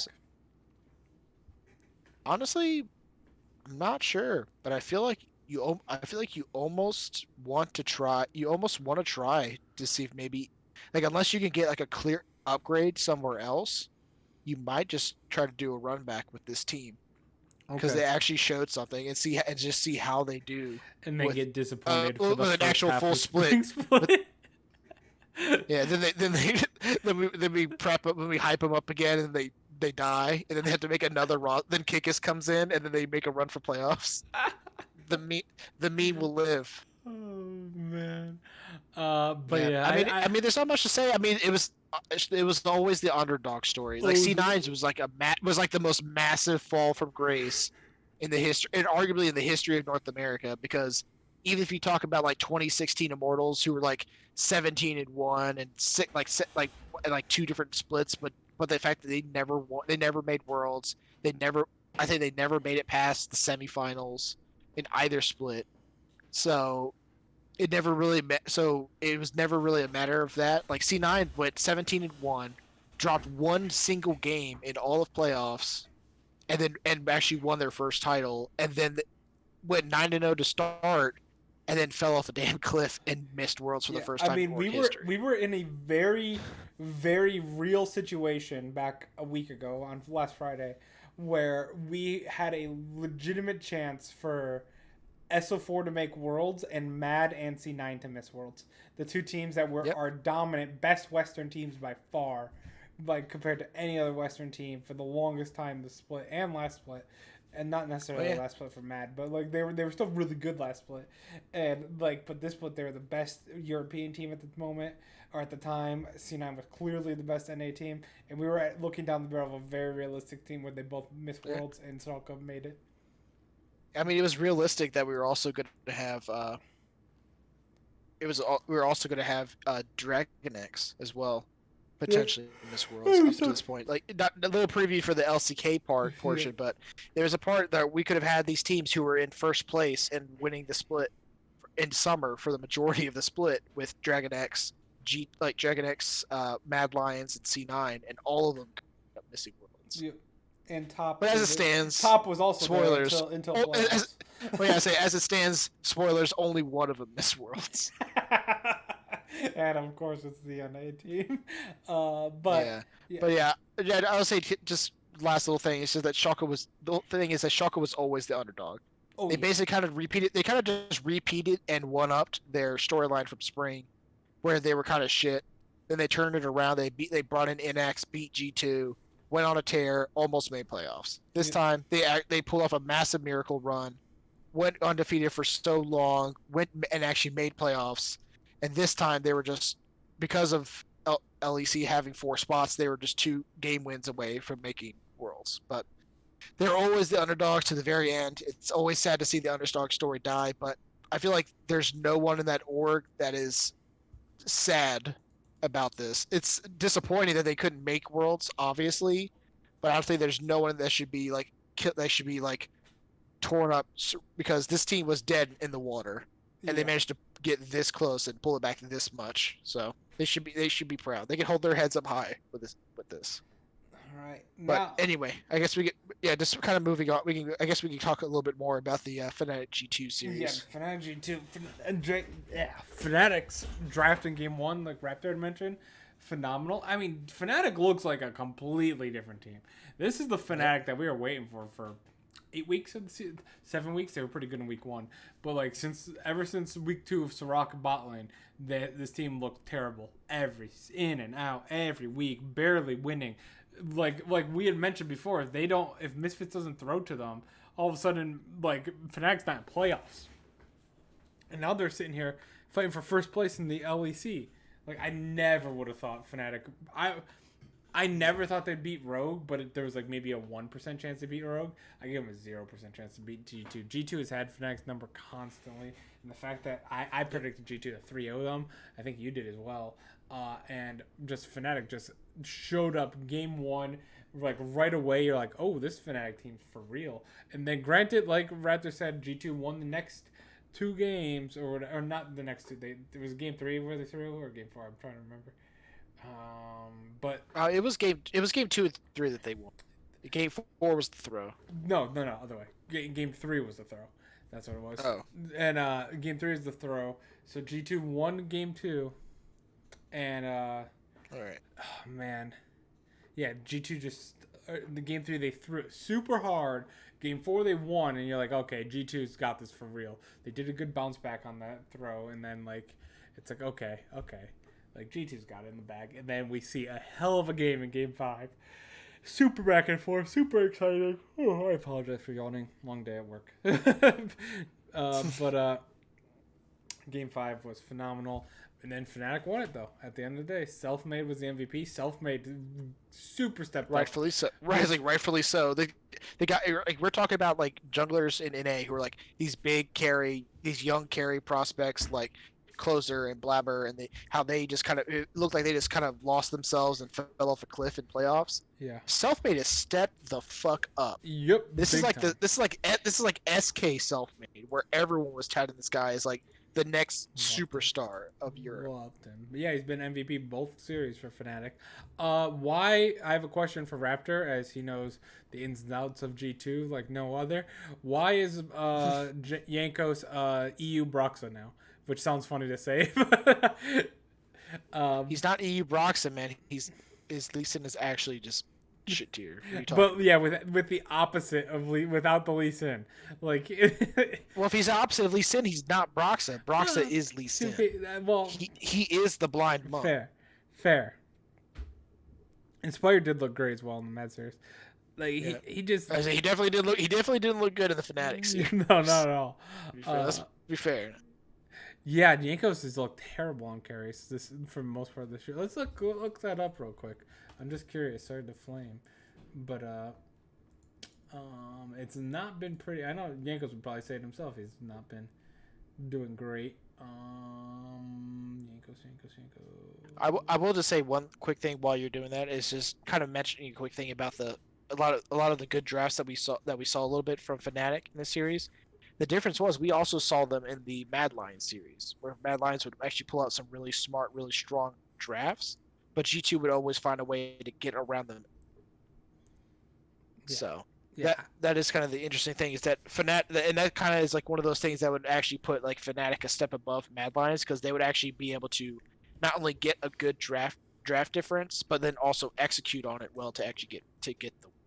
Yeah. So Jankos Lee Sin went 1-8. in his game against Mad, and then his Lilia went 0-3 in the first game against Fnatic, and outside of that he played one Sejuani game at 2-4-18, and the rest was all set. So they turned him into Trick. Yeah, pretty GG much. Trick is back. Let's see if I can get season 10 stats for Yankos. Here we go. Let's just get summer stats. I mean, even in the summer though, he played this most played was set. He did have 5 games on Lee Sin with 40% win. His rec side wasn't bad, but outside of that, it was really. I guess he had a really good Pantheon game. I don't even actually remember that Pantheon game. What the hell? I don't remember a Pantheon jungle. It was against Fnatic. A Pantheon jungle. What the fuck? He's 7-2-9 against Fnatic, I guess, in the first game of the season for them. But yeah, he's been struggling a bit, and with the set nerfs that are going to completely kill him, hopefully Fnatic can bounce back and like. No, here comes the warrior set. Maybe. I just don't think it's gonna work. And the worst part is they're gonna keep picking set because they're not like, oh, Blade of the Ruin King's look how good it is. It's like it wasn't justifiable before. Aha! Yeah. Now we can do Blade of the Ruin King into Tiamat. Yeah. All right, let's Blade talk. of the Ruin King, Titanic Hydra. Let's go. All right, and let's talk the series. I sorry to cut EU so short. I think I'm gonna cut most of it short. It's because of tiredness from work. Tiredness from work and tiredness from Ryan. I'm sure. No, I'm sure you're tired. Just well, you had your day off, but I'm actually not. Really? It's a hey, dude. Remember, I had a 12-hour shift. I got home like around almost 8 o'clock in the morning. So I went home and I went to sleep. Yeah, I don't blame you. So I got up on sleep, so I'm actually doing okay. That's kind of the thing that work right now is kind of screwing up my schedule. I literally went home and I forgot that it was not Wednesday. Didn't you say like already you're at like 72 plus hours this week? That's what we're over talking. 73. I'm over 73 hours. Yeah, on this pay period, and I still have this weekend to work. That's why we haven't been doing the podcast. By the way, Ryan's been doing that. Oh, yeah. I haven't been working overtime, but I've been doing month end Yeah. stuff. If you're an accountant, you know month end fucking sucks. Yeah, working in healthcare, and we've had a COVID outbreak, so yeah, it's been we've been having some fun times. Fun times at work. Work's been miserable for both of us. Clearly more for Ryan. But yeah. Hey, for anyone who's curious of why the podcast was done on a Thursday, yeah, instead of the Sunday I or was- like the Monday afterwards. I was honestly at one point I was just waiting for Ryan, and we both did that thing. I'm sure you've all done that with your friends before, where you're like oh, they'll message me about it. I was assuming Ryan was gonna message me at one point about when to do the podcast. He assuming I was gonna message him. We're both probably like. Just like, oh, I don't want to do it, or like, oh, too tired to do it today. Like that, neither of us messaged all the way till this morning or last night, one of the others.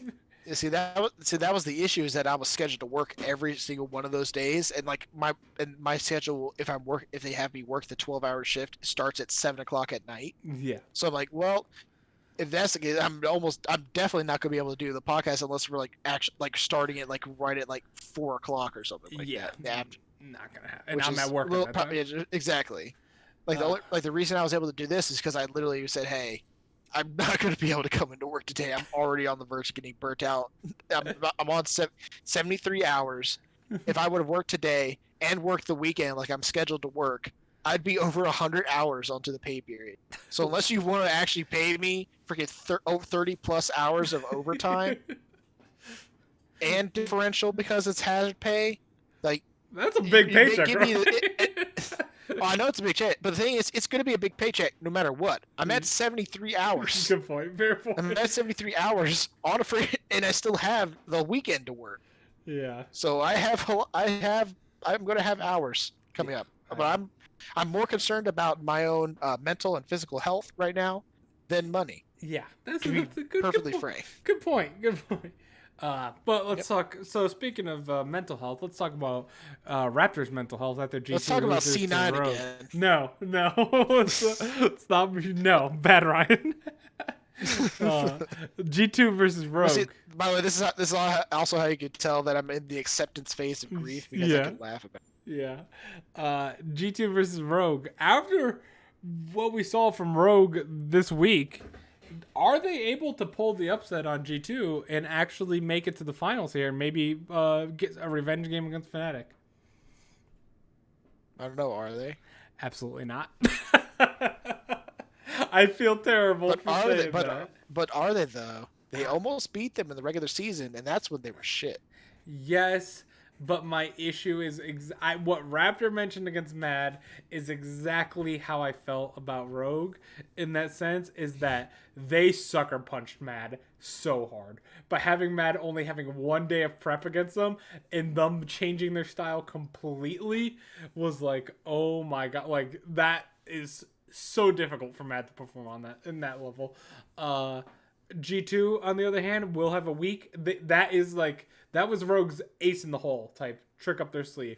They did not want to be the 4th seed. They did not want to go to the wild card part. This time with G2 being prepared for that, and G2 again did not play bad against Fnatic. Probably should have beat Fnatic. Fnatic is clearly looking much better than before. I do think G2 wins. I give it a 3-1 for Rogue, or for Rogue to get a game, but I don't know. I will say if Inspired can out jungle Yankos, that could lead possible. to an upset. That could definitely lead to an upset. I don't. But upset's not in playoffs. Shut up. No. Damn it. I think honestly, Yankos on tank duty. Don't give him Lee Sin. Don't give him Lilia. You should be. Here it comes. The Sejuani. To be fair, yeah, I'm totally fine. That's what happened. That's what's gonna happen, man. G2 is gonna win Worlds, and then G2 is gonna get a World skin for the jungler. And it's gonna be Sejuani.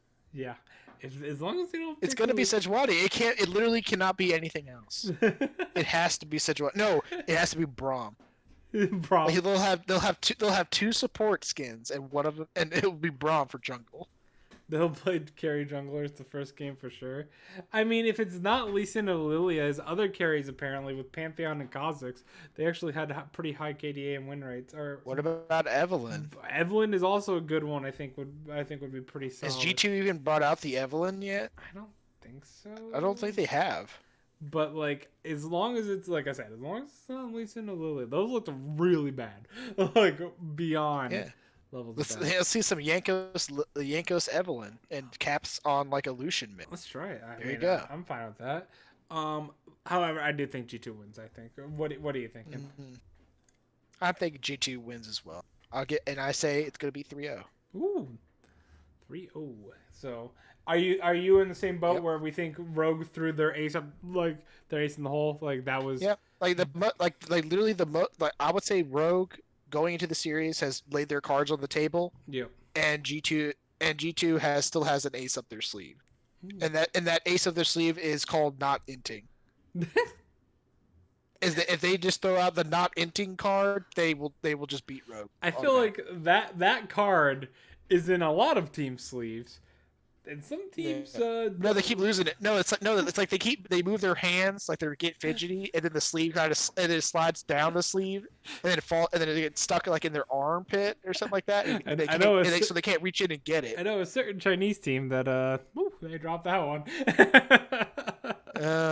Let's not talk about that, man. We just got to finish talking about Schalke and C9. By the way, I did want to make a quick little mention. Too bad the Mad Lions Schalke series couldn't be a best of 7. That way, after Schalke wins their first game, they actually go Schalke 0-4. Come on, oh, you're terrible. The ultimate meme. Oh man. All right, there is no such thing as best of 7 actually in League of Legends. Oh no. But yeah. Could you imagine watching 7 games of League of Legends in a row? Between Top and JDG, sign me up 100% of the time. I'll watch that every day. But the thing is, for every top JDG series, you're gonna have like freaking CLG versus Dignitas. Oh, don't say that. They don't make it to that level. Or DMO versus Billy Gaming. You want to watch Solhewan Prince versus freaking versus Hanwha Life Esports. Ugh. Terrible. Okay, I paid my mind. Just give me it for that one specifically. Just only JDG and Top. Only the finals and only in LPL. I'd watch 100 games, but those are so... Hey, to be fair, though, we would almost never get to 7 games in Korea because Gamewell would just win in 4 all the time. It would be quick. It'd be like, oh, this is a quick 4-game series, huh? It's like 1 hour, 30 minutes. All right. So we both have G2 moving on. In the case that Rogue moves on, we'll add them to this as well. Yeah. Fnatic versus G2/Rogue. Who do you have winning? I have G2 winning Okay. in the finals versus Fnatic. I have them winning 3-1. 3-1. I think they rectify their mistake, and they actually win 3-1 like they should have. I'm gonna one up you. They They're had to very pull out. They had to bland. pull out the other ace called no inting. No, They had a second copy in the other sleeve. I think we're very bland. I picked G2 to win 3-0 though. I think that they really step it up for finals like last time, where we got that little taste. We're like, oh, is it gonna be Fnatic versus G2 in the finals? This is gonna be great. You think they don't just break? You think they don't break out the Lilia Well, jungle again? No, I don't think they do at all. I don't think they play any carry jungles against Fnatic anymore with Selfmade. I think you play around keeping Yankos alive against Selfmade, and then having your lanes like having Caps just outperform Nemesis, Wonder against Blippo. Hopefully that works in your favor, and then you just gotta hope your bot lane stays okay because Perks not playing too well still. Yeah. Uh, Oh yeah. One thing. By the way, I'll say if Rogue somehow manages to win against G2, I think that Fnatic wins the finals. yes, I agree with that. I think Fnatic wins 3-1 against Rogue. Man, I think Rogue does not win the Rogue does not win the split no matter what. No, there's no way, in my opinion. Yeah. But by the way, I just had a thought. It just randomly got in my head because I think we were talking about the Evelynn, like the Evelynn jungle. Dude, I'm actually kind of really glad that Yone is not activated for this. Because could you imagine these could you imagine these fucking team comps where it's Evelynn, Yone, where it's just fucking Yone using his like spirit unbound and he's just freaking roaming to side lanes with invisible Evelynn. Yeah, but like I want to. They just fucking double execute in a side now, lane. Imagine and Yo just pops back to his lane. Imagine the awesomeness of watching Knight play Yone. No, because then no one will ever let that pick in, and it's just gonna warp draft. That's fair. It's just gonna make it so that everyone's just gonna be perma banning it. Now you have to now you're talking about people possibly perma banning Evelynn, Yone, and Caitlyn. Oh, it's just gonna make draft boring. Yeah, that is fair. That is fair. But yeah, Yone is gonna be like, unless they really trim this dude. The more I watch him, the more I'm like, this dude's gonna be giga busted in pro. And I'm waiting on the awesome like Yone Yasuo picks where they somehow pick both of them in the same team comp, and like Yone actually sets up Yasuo ultimates with his Q, and they just put people in the bounce house together. Yeah, I find them very fun to watch, but at the same time. Yone is super fun. I think Yone is actually really awesome to watch. I think he's more entertaining than Yasuo, because I feel like there's he looks strong and he has a lot of cool parts to his kit. But nothing about his kit is like weirdly like just like comp shaping like Yasuo wind wall. Like the wind wall just can shut down so much, like just by clicking a button. Whereas Yone, I feel like it actually requires like skill to not just run it down, repeat. You know what I mean? Yeah, I agree. I don't know if I worded that properly, but it's like you have to use your skills well and not be an idiot. Yeah, like using your spirit unbound like while standing in the middle of mid lane, just killing yourself. Yeah, I hate that ability, man. I mean, it's really cool to watch, but man, is it a pain in the ass to deal with. Yeah, so it's like you have imagine having a team that's like, oh, we have Brahma and Yasuo. It's like, oh well, shit. I guess range champions just don't exist anymore. Mm-hmm. At least with Yone, you don't have that. Alrighty. Let's move on. Also, he has two swords, and that's fucking. Oh, yeah, he's the only person. Like, he's the first person since the Kale rework that has two swords. Kale never had two swords before that. Let's talk about the LPL now, though. We had our summer finals. Did we have the third place? No, that was last week. No, it was this week, right? No, it was the same week. It was the same week as the. I think it was the same week. Yeah. So. All right. So like we had a third place match, and then we had That third place match which no one cared yeah, about. no one cares Then we about had that. the finals. Then we had the third seed for Worlds decided. Yes. Then we got So the regional qualifier. let's talk about the third place match assuming 3 LGD. No big deal. Uh, no big deal. MBD. Let's talk about Top versus JDG. Oh my God, we predicted it perfectly. I think. No, you picked 3-1. I predicted it perfect. I was so close. I didn't mark these. So close. We said that this was going to be such a close series, back and forth. Like these two teams are once they took down Suning and LGD at the level they did, I'm like, they're both back. They are both monsters at this game, and we are gonna see a fantastic performance. We did. We really did. That was one of the best. What? Like, Go ahead. is that like a for? I don't know about for you.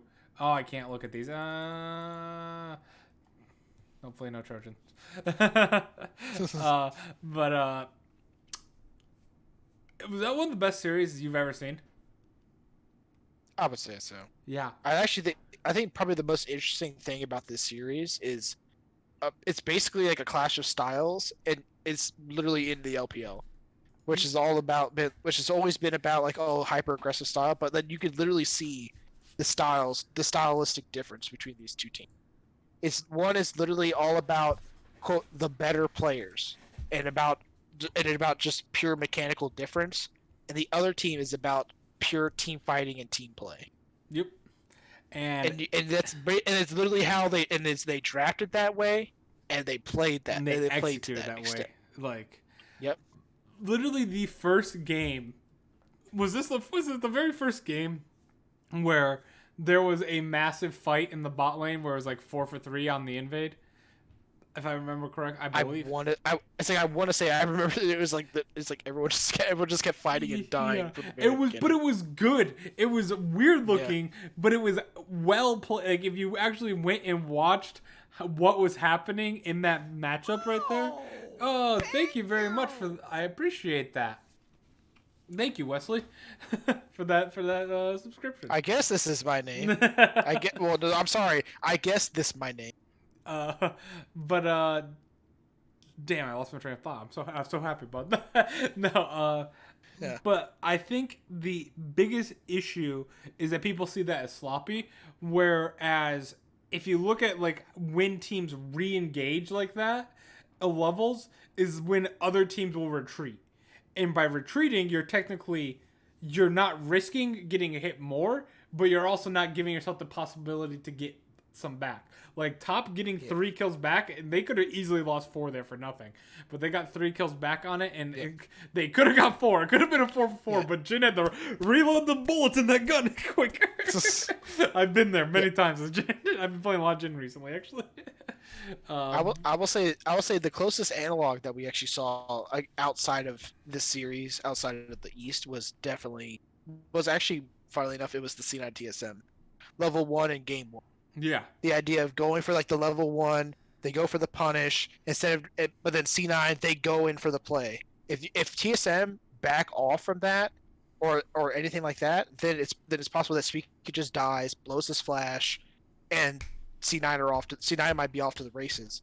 But TSM, they don't give a shit. They just turn the fight immediately, and then they're the ones that get the kill. And C9 are the ones. And the C9 are the ones off to a bad start. I love to see that because so many teams back off or like play safe, and that's considered maybe macro, like cut your losses at the right time, like don't risk as much. But if you risk just that little bit extra, you get so much. There's so much reward in it if you are mechanically able to. And Top Esports. Now let's be fair, because then there are also times where you're a Volibear and you just got a smite steal on a dragon to deny soul point, and then you ult in as Volibear onto a Caitlyn with Black Shield. That you shouldn't be opting. There are definitely especially when Baron is up and you dying means that you don't have a jump. Yeah, okay. There are moments where you don't want to do that. Like but also, it's called aggression and skirmishing with a brain. You want to know That's the who's one thing you can say about these LPL teams. It's not that they're not just seeing a fight; they know exactly their limit yes. at all times. So when they're going in, they're not flipping it. Yeah. They are going in because they know what they can do and they know what the enemy team can do, and they're going to execute. Game number one, the one person that I'll say that really stepped up for this whole series for me was Karsa. Seeing him just destroy Kanavi was quite shocking because I thought going in, Zoom and Kanavi on the top side for JG was better than 369 and Karsa. Zoom, yes, Zoom, that was fair. I don't know what's up. I don't know what's up with Kanavi, man. Kanavi, this dude is like randomly in like struggled. clutch moments. Like we saw it even at MSC. Like this dude was getting exposed badly. I will say it looks bad on the scoreline for Lamau. Kind of happens on Pantheon in a losing game. the scoreline is never going to be clean on Pantheon when your team's losing. To be fair, that's literally what happens when you pick Pantheon support. Yeah, if your team be ready to have a really shitty scoreline if and when things go bad. Yeah, you are not getting out of any team fight alive, and you're probably going to die before anything happens because you just have to go in. You have to go in close range. Which is hilarious because I thought that was literally the reason why they reworked Pantheon. Yeah. Until he's literally not at all go. Like, that isn't the whole point where you had like that position, like directional invincibility, was so he could actually get away when he jumps in. Yeah, but it was a little too broken. Guess not. They nerfed it a bit. Game 2 though went right back to JDG Camille or Zoom on Camille. Oh, surprise! Man, I know, right? Lamau had a much Camille better... or Orin. Take a pick. I mean, wait, is that right? See, did he play Nidalee top? I didn't even remember that. No, he did not play Nidalee top. If you're talking, I think I know what you're talking about because I think I saw one of the ones, and for some reason they had Nidalee in top lane, but because check the jungle pick. Oh, Volibear. Okay, yeah, I remember his Volibear now. Okay, I'm like, what? I don't remember this at all. And dude. I mean, seriously, dude. Are you thinking that they're gonna give freaking Zoom Nidalee over Kanavi? No, not at all. But yeah, because didn't he 1v1 the Renekton as Volibear? I think he did. That's probably not. I mean, that's not surprising.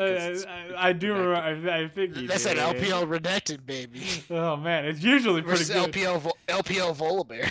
Didn't matter though, because they put Knight on Lucian, and 11-2. And your cow didn't even have a bad game. He went 6-2-4. But doesn't matter, dude. Doesn't matter when the enemy team's popping off. Doesn't matter when your opponent is Knight. Man, but game number 4 came right back for JDG. We're going back to this one again, where it's literally, oh look, it's C9 versus TSM. Oh, it doesn't matter that Niski's doing well on the Silas, when freaking Bjergsen is just farming top lane champions and have like a 0 death scoreline. I mean, this is the thing that I've never understood with Yagao.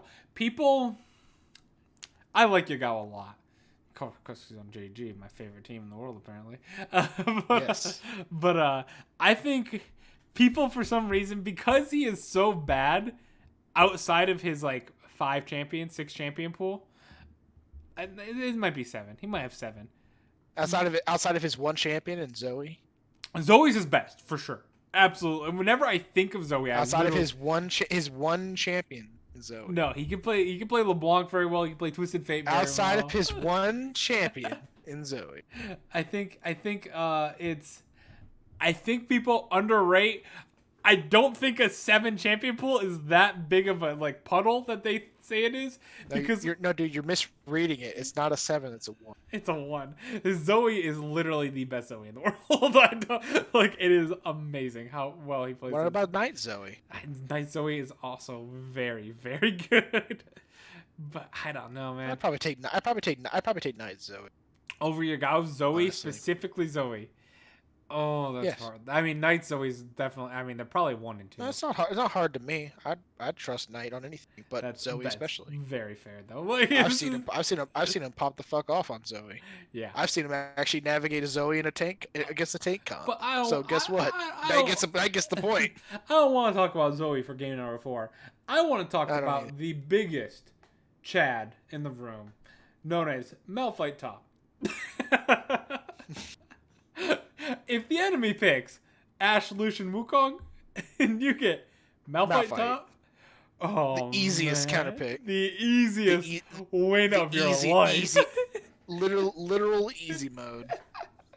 At No what point counterplay. with his W, with the passive on his W or the shield, he had 997. See, man, see, man, you know what that is? That's something that makes me sad. I know I keep bringing it back, and I'm sorry. This is the third time. I'm gonna try to stop. But man, imagine Game 4 of C9 versus TSM. Instead of picking Wukong, they pick Malphite. Yeah, Malphite. Oh, Malphite versus Jace, Skarner, and Senna. And then the only AP damage is Zillion. Oh, man, Malphite is just amazing champion. I love Malphite would never die. You might look at this game and be like, oh man, he just popped off a Malphite. He missed like his first 4 ults of the game. He doesn't care though. He's Malphite. He's Malphite versus this team comp. It's the easiest game in the world. As long as your team aren't playing like apes, Malphite will carry them just by being Malphite. You just you will lose. Yeah, bro. You literally just walk at them. That's all you have to do. He can miss his ultimate, but he does so to assert dominance. It's like T-posing. I was watching this actually. I was working the guard check for COVID like volunteer thing, but I was like able to watch the games while I was in there, and I was laughing so hard when Malphite with 0 MR, by the way, gets into Why does he need to build MR? Well, he gets into a 1v1. The dude's fighting three AD champions. Fair. And he scales with armor. But he was so 1v1ing Nidalee. Nidalee threw her whole combo and it did like 20% Who of cares? his It's damage. Nidalee. It's Nidalee. Like even Malphite's base magic resistance is probably fine versus Nidalee. It literally did. Nidalee 20% isn't some DPS machine. She's a burst champion with poke. It was my favorite moment, just seeing like, oh, like I think the another like or like the shoutcasters were just like, oh well, he doesn't have any MR, like Who cares? Carson might be able to. Oh, And he's dead. Carson's dead. Malphite is totally fine. It's like, And it's then like when even you at have, the like, end of the game, like that Cho'Gath. The Cho'Gath running is, oh, he's gonna try to 1v1 the Cho'Gath. Cho'Gath just turns around and just screams at him and eats him. He's dead. Yesterday, I had for the first time in over a year a 20 stack Cho'Gath game, and with my ult with Stoneplate active, 2.3k damage. Nice.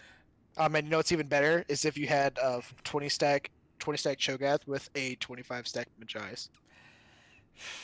I mean, you're not wrong. That's just because then it's just funny.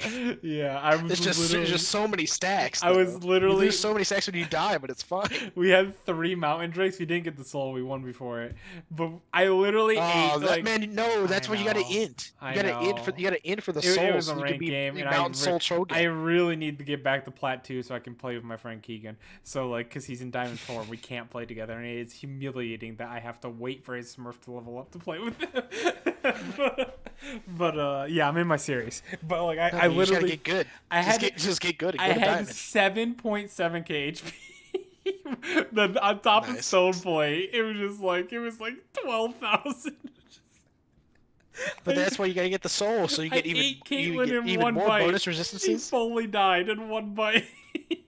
Nice. That's the best. That's Oh. actually the best. The literal 100-0. Yeah, Like it's so much damage you almost kill them twice. yeah, like it's like, oh, do you want to counterplay? Counterplay this R. R. That's like the Syndra play, man. But like worse because it's no setup involved. It's just Remember see like the Syndra. I remember who was. I think it was like a Braum or something like that. Like Syndra, I remember seeing like a Syndra just threw like a QW and the Braum exploded. yeah. Oh yeah, I Just do. died I know what immediately. you're talking about. I don't Just remember. bam. I think it was TSM versus Dignitas. Because I think it was like Bjergsen just like QW'd like QE'd a freaking no QW'd a Braum in the base and he just exploded. He just died in one shot. All right, and game number 5, by the way. Here it is. Such a good game. The battle between Loken and Jackie Love. Oh my god, just Logan and Ad. Loken and ADD. Ash. I said Ash. Logan and ADD. That was Beer got alpha move. Hey, look at that. We got the shot out from the exact play. But we had the Jin set bot lane versus the Ash Leona.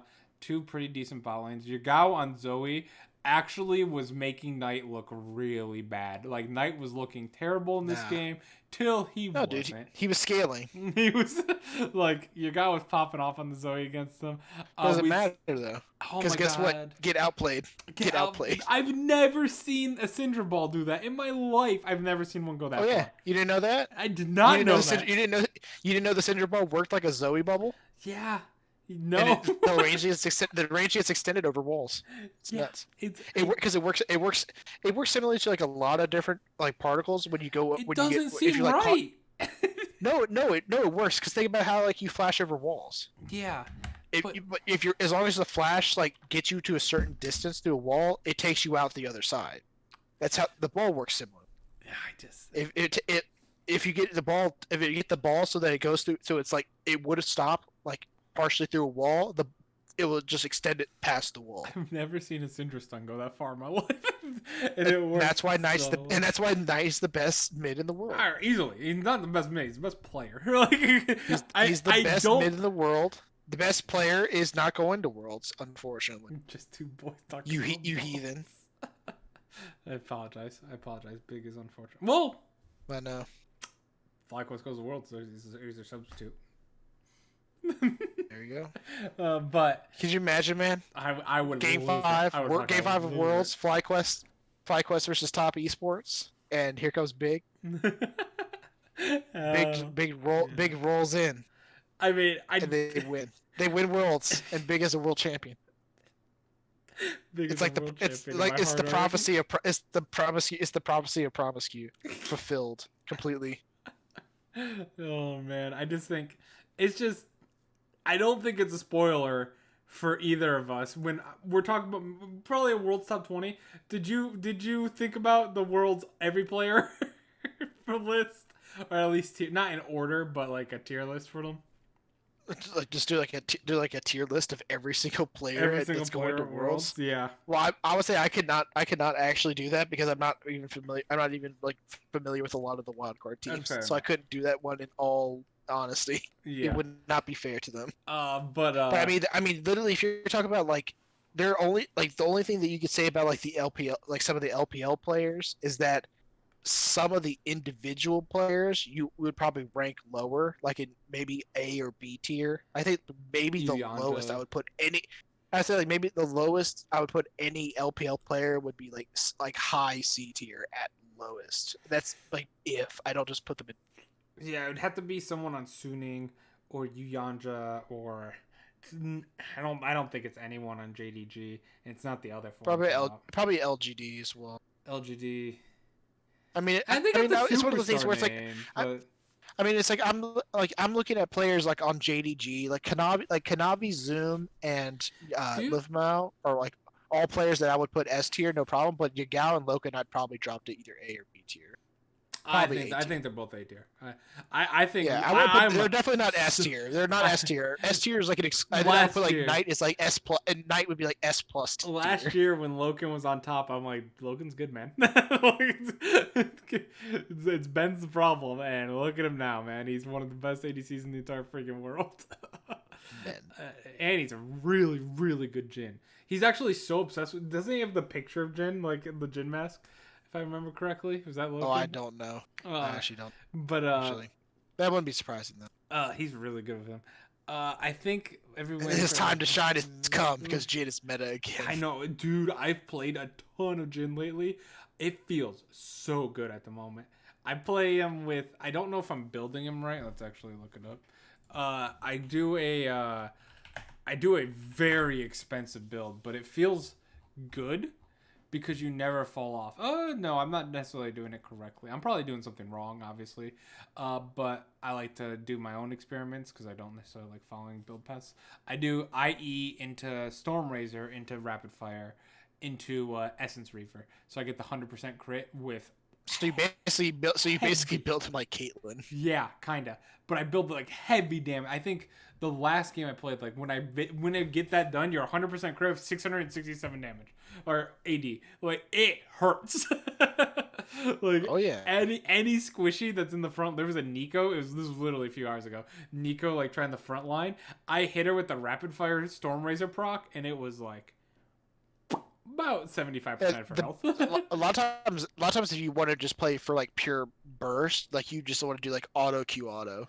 Yeah. So you just literally just like you just auto them and then Q them and the Q can like half reset your auto attack. I actually want to know that. So it's just so much fucking burst from Jin. Let's Like, see.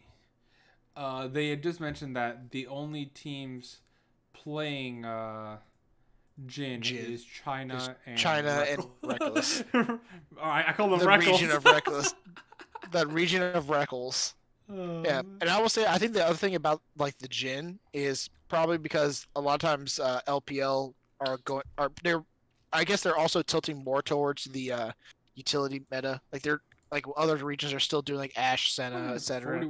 But they're all I feel like they're also like the win rate in China. It feels like he wins more than that. Oh, I know. Well, here's the thing, dude. It's because I think the other thing is that I think China also lets Caitlyn through a lot more than other regions do. That is true. They're much more willing to play like picks like the Ashe and the Jin, whichever one is available. Hey, NA has 3 games. And I feel like also in doing so, they're putting themselves in a Jin Caitlyn matchup willingly. So that's probably why the win rate's a little bit lower. I was joking about that. I'm not crazy, okay? Jin was supposed to be a counter to Caitlyn that I just assumed I sucked. I've never been able to pull that matchup off in my life. Oh no, it's without question it's a ridiculous amount of like skill matchup. Yeah, I always failed the skill check. It's very much yeah, it's never like one of those matchups. It's not like like it's a counter in the sense that like we just beat them now. Like they just can't beat us now. It's literally it's basically Caitlyn is pushing. If your support ever hits like an ability and then you hit a W, then you can root her and then punish her with your jungler help. Or you scale to late game, and then your utility can still be strong. I see that Ezreal here is like his second worst matchup win rate wise in pro play. I actually think Ezreal is very easy for Jin to beat compared to Senna, Ashe, and Caitlyn. I think it's the range difference, but yeah. My issue, or don't look at my last game I played. We actually got Gigastomped by Ezreal, and that was my bad. And we won lane. My bad. But I entered 3 team fights in a row in the mid game, and Ezreal. It was one of those games where you win. You like win the lane, and then you just get really overconfident, and then you get yourself killed 3 times. But yeah, that kind of happened. And then Ezreal gets triple kills in every team fight off of that and just decides to carry the game off that. Yeah, got to that. Anyway, enough about me. Let's talk about like what Raptor just mentioned. Let's talk about the regional finals. I will say, obviously, for anyone who isn't aware, Top Esports did win. They finally got a world title. Knights finally going to Worlds. Yay. But I would say anyone who is a fan of League of Legends, of good quality League of Legends and exciting games, don't just listen to us. Watch it. If you're listening to us, watch the series. Fantastic Find it, series. watch it. Don't treat yourself to it. Treat yourself to good League of Legends. And prepare yourself because this is what you're facing at Worlds. Yeah, and you're gonna lose to it, flat out. Your team, like if you're a team like me with Liquid and stuff, and you're watching this series, you're just like, it's not gonna happen this year. You could look at some of the play in some of these games, and you could talk about them being exploitable, but no one in any of the other regions is remotely close to being able to exploit that. And like I would say, the only closest one would be Damwon Game. And we haven't seen them in the playoffs yet. We gotta. Yep. Fingers crossed. There's still time for the Gen G. Damwon can hypothetically miss World still. Yep. Damwon can join C9. We'll talk It's about very possible. that in a second. But let's talk about the gauntlet real quick for LPL. Yep. Suning 3-0'd LGD again, and Suning made Worlds for the first time. Which is exactly what I expected. By the way, you did predict that. I did not. I know you didn't. You doubted me. I did. As if I called exactly like I said. It's just gonna be LGD the worst V5 who Suning has been able to handle consistent. Raptor with Brox's Lee Sin can stop top. Yeah. Maybe. He can, but he has to get there. That's the sad thing. Oh man. He has to get to top. He has to get to top esports with Broxa. Okay, maybe. I don't necessarily put faith in Suning. I just literally, it's objectively. I'm looking at this team like, yeah, they just they just have the advantage on teams, and they just let teams into them, and they just play better. You want to know what it is? It's essentially Suning and LGD are just simply top and JGG light, kinda. No, it's close. I think Suning is like JDG light, and LGD is just V5 light. I'm not. Okay. I don't think LGD is even remotely close to top esports. Light. No, if it's light, at some point it's just water. I mean, it's also really hard to compare to top esports. Well, there you go. Then why stop making the comparison? If the comparison's not there, why are we making? I'm just trying to make a semi-point that they play like aggressive. At some point, you're not straight. Well, the thing is, you're making a semi-point. I'm actually just making a point. You're trying to make a semi-point. Yes. But IG did eliminate FunPlus Phoenix in a 3-2 series. It was a close series. But then the Shy got on Ornn and Shy came back.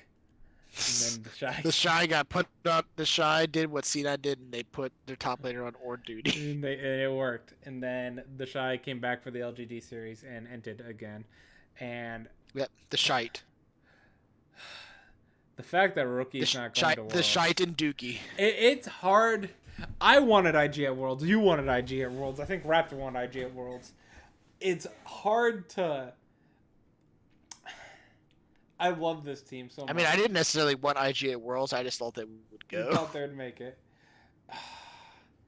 Do you think Does IG keep the Shy after this gauntlet? Yes. I don't think they're going to lose. Well, I don't think they keep Shy because Shy's not on the team. But if they keep the Shy...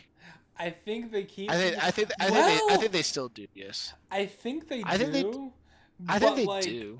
Like, look at the level... The amount of talent that China gets to pick from is unfair. Like, we talked about, like, NA, and I'm like, I really... Like, Broxa, I think it could easily be replaced. But what are you going to replace him with, really? Like, you know, to keep your team active. I mean, to be fair, it's China, dude. That's the difference. They have like a billion people on their server that are probably like young freaking wunderkinds that could jump up and join the team. That's exactly what I mean. Is like literally they're gonna get someone random that will replace the Shy because there'll be some random guy that we don't know from the LDL. They're like, oh, who's this guy? Oh, he's just as good as Zoom.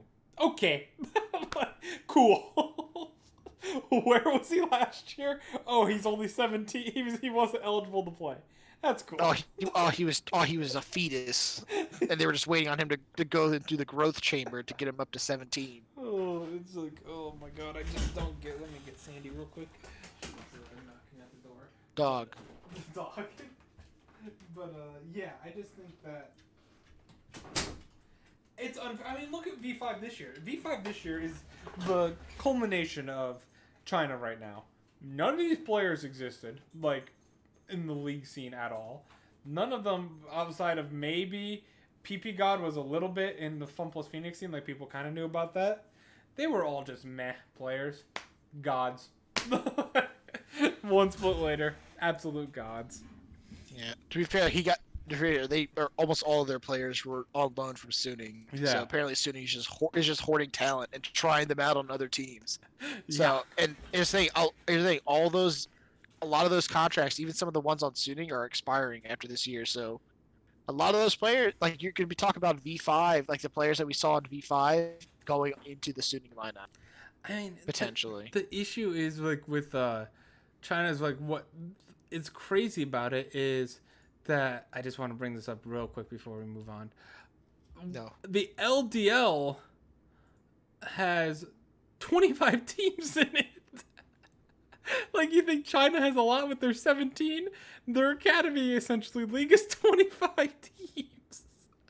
So times that. I think they're still, and I think they're still like China's like still in discussion to move their main league up to 20 teams. Yeah, they are. And then you have the LSPL, which no, that's the same thing as the LDL. Never mind.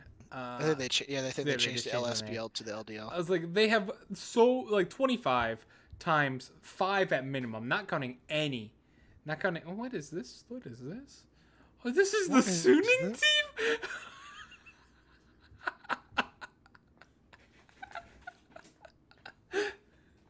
Oh, I love it. What's your opinion about this one, Ryan?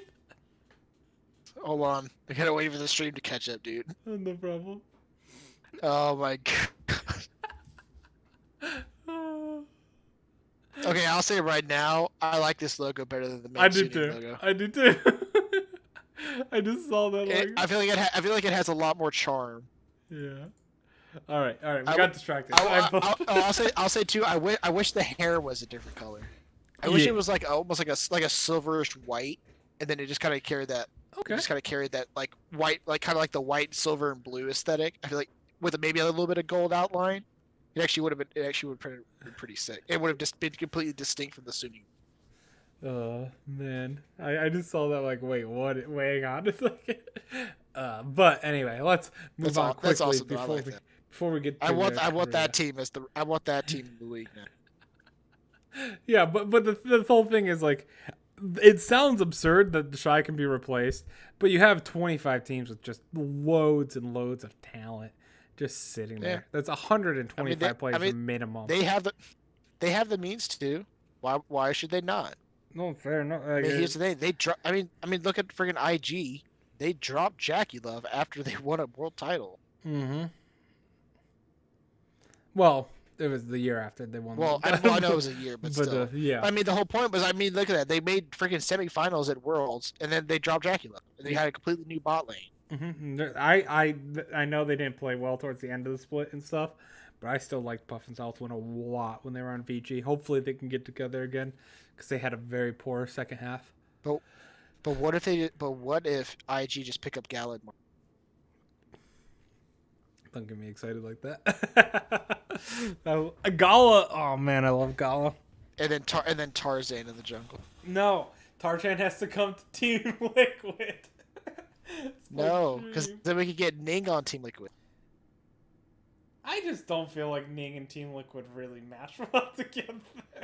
We get the Shy on Team Liquid. Dude, I would take. Do you know how much the Shy would probably get bored and run it down though in NA?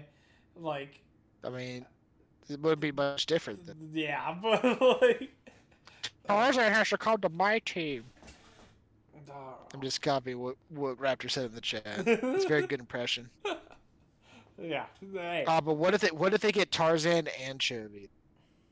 Chovy? Yeah. Chovy's a free agent for this year. I heard. You know that? I did hear that Evil Geniuses, like the amount of money. They tried. Oh yeah, they tried. It's insane. They tried, but it fell through. But I think Chovy is actually a free agent for this year. Oh my god! Could you imagine if Team Liquid had a Chovy and Tarzan and Viper and Lehens, and then they get the Shy. Yeah. There you go. They can get sword. Sword? No, I'd rather have. Oh no, they get no. It's easy, simple solution. They get TSM Sword. It's TSM Sword. Oh. Yes, there's a player named Sword who I think is like on the TSM amateur team. What about? Is it Sword? And it knows SWORD, and he's a top laner, Oh, interesting. if I recall correctly. Is that what We he just need to build a Griffin. Because we have a Sorb in the PCS, I believe. SWORP is a jungler. No, see, that I believe that might just be sword. Like it's like sword, but wearing like a Groucho Marx glasses and mustache. It's sword. It's no, it's not sword. It's sword. And I'm a jungler now. All right. Let's wrap. Okay, LGD they beat IG. LGD's going the world. It's kind of like how I'm a PCS jungler in disguise. Yeah, exactly. 4 brand new team, not brand new because I mean JDG, Top, and Suning are. LGD's not necessarily a brand new team, but they've been in a while. When was the last time LGD went to Worlds? 2015 Worlds. 2015. It's been back a long. Back when Godv was their mid laner. Yeah, it'd been a long time. And they shat the bed at Worlds. They were Everyone the team that was choked, hyping right? them up. Yeah, they were hyping. They were being hyped up as like the best, one of like the best Chinese teams like ever to be sent to Worlds, like a top, like arguably a Worlds contender. And they shit the bed in groups and didn't make it out. I think they were in the same. I want to say they were in the same group as TSM, but I'm not sure. Gotcha. I can't remember if they were in the same group. Either way, it's crazy to me. Yeah. That goes to show the true depth. Goes to Shro. That the true goes depth. To Sorb. The true depth of talent in the LPL is like we're talking about 2 world champions with Fun Plus Phoenix and IG missing worlds, and they still got 4 teams, and arguably they teams that missed out like V5. Like, damn. Also dark horses potentially. They're still which is how good they look. Like even Yeah, EDG towards the the dark end horses of were our heart. really stepping up, and Royal Never Give Up, another very famous team. Both of them, EDG and Royal Never Give Up, couldn't even make playoffs. But they were very close. And it's still a possibility that we have like old guard teams like T1 not making worlds. That's a very distinct possibility. IG is literally the definition of coin flip. Yeah, honestly they are. And yeah, it's quite crazy that they're both missing. But again, the other 4 teams, well deserved. I think they're gonna all be pretty big threats. I don't know if LGD is a threat to win it all. I doubt Suning is a threat to win it all. I want to doubt. Here it comes, man. FlyQuest versus Suning in the finals. Sure. What a deflating world finals that would be. That's like the finals that everyone says, man, 2020 sucks. Let's just skip this. Oh my god, could you imagine they're in Shanghai and then no LPL team makes finals? It's like Dragon. It's like Damwon versus like TSM. It's bold like, to say. North America would explode. It's bold to say it. I highly doubt there's not an LPL team in the finals this year. But then what if it's Sunni because they have a Vietnamese jungler? God damn it. No, to me at the moment, I know when duos TS and groups don't have me. Yeah, they just don't respect his Lee Sin. It's literally watching. He styles on Karsa. I know how watching the semifinals for you as well. We're like, well, these 2 teams are definitely better than any other team in the world. And then watching the finals and they just like went back and forth like literal gods at each other. Like in the lore that was literally like Ornn and Volibear. It was like oh my god, you know the lore. Holy shit. I will literally be stunned if at least not one of them makes finals. One of them will absolutely make finals. And the only way at the moment I see them both not making finals is that they're both on the same side of the bracket. Yeah, could be wrong. And they both beat one of them. They fight each other in semifinals. Clip the chip. You can clip it all you want. It's just like last year. Last year Worlds, I said Fun Plus Phoenix is gonna go undefeated at Worlds, and they lost the very first game against JT. I was wrong. They still won Worlds, but I was wrong on them going undefeated. They really choked that away from me. Alrighty, let's talk about Korea, and then we'll get Damon on for the Wildcards. After that, this was gave just like one last little thing as well, just because I mean we kind of had to be fair to I went on for at length about C9, we did talk about Schalke at the end of the Worlds. We kind of touched a little bit on IG FPX. Sad to see a fall from grace, but that again, like with some of these teams, it happens when your momentum is clipped, when you're inconsistent, when you're unable to adapt, and if anything, it kind of just extends the narrative of China just being a talent factory. Yep. Teams that are able to stick to their style, draft to their style, play consistently, and have just mechanically incredibly strong and consistent players, while also having a perfect read on the meta. And it's just always fitting that you have potentially a different team from China winning worlds over the course of three different years. Yep. That's actually really interesting. And what will be even more interesting is if like next year, trying to say like top wins worlds this year or something like that, or JDG, and like that team also doesn't make worlds next year because it's another up and coming like elite level team. Oh yeah, you want to talk? Oh, by the way, you want to talk about a narrative? How about RNG's narrative? 2018 Worlds, first place in the group, though they did barely win a tiebreaker versus C9. They go in, get knocked out in quarterfinals by G2. 2019, out in groups over another EU team in Fnatic. That was the biggest highway robbery. I said it on the podcast last year. The fact that Fnatic got out of that group compared to RNG was 100% because of NA and only because of NA. Yeah. Oh my god. Oh my god. We did it. The fact that RNG played Western teams united. RNG had one bad game. They went 3-3, I think it was, or 4-2, was it?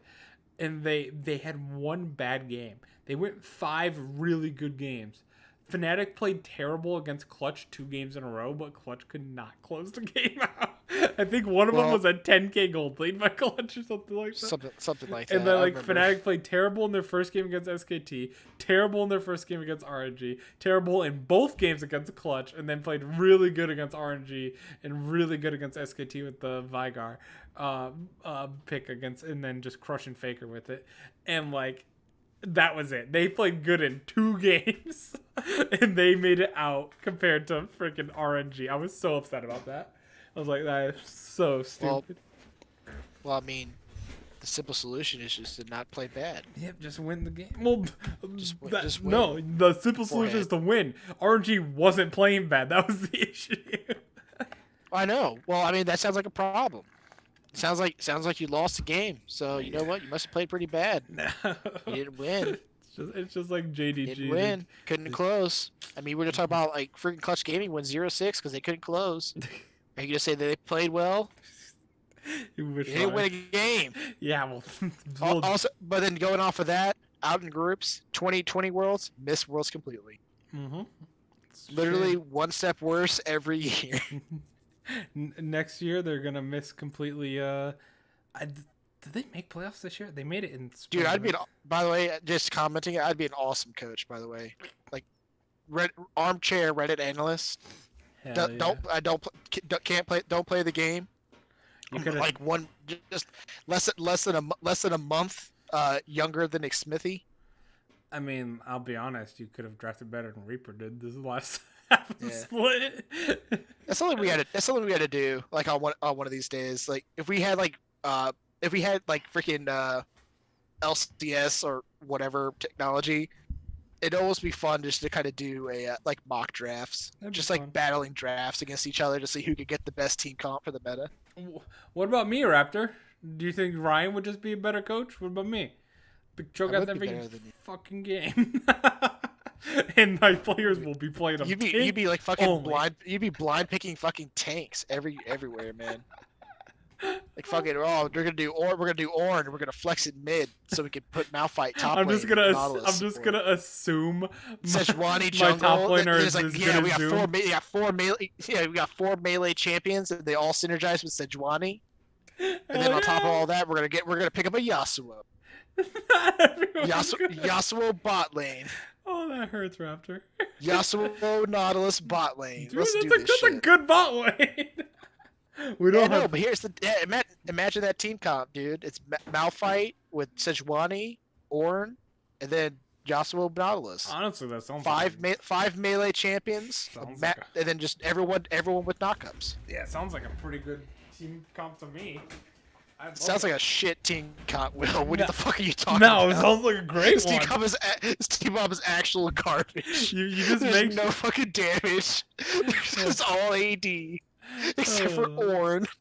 Yeah, Ornn does the damage for you. It's fine. Oh, Jesus Christ! All right. Let's now we just gotta the way we fix it is we do AP choke out of top lane. There we go. No, fuck you. Comp is fixed. No, absolutely not. Anyway, moving on. Oh man, that like the issue with the internet last week, and then like the last 19 minutes of the podcast or whatever. Oh my god, that was fun. Ignore it. I know. You might as well just. I might as well delete that. That freaking 19 minutes.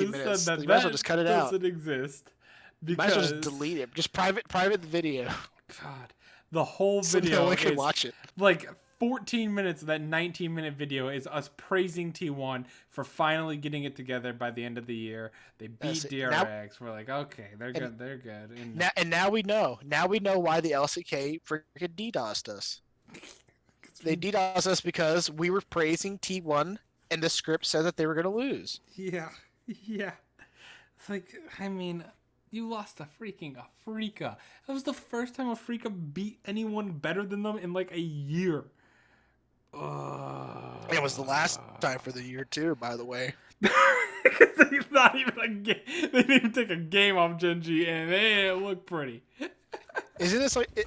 I have to say, obviously I don't have the scores here in front of me. Was this the first time that Afrika's taken 2 games off of a team above them in the standings? Yes, it is. That's what I mentioned. It's literally the first time they've won a series against a team above them.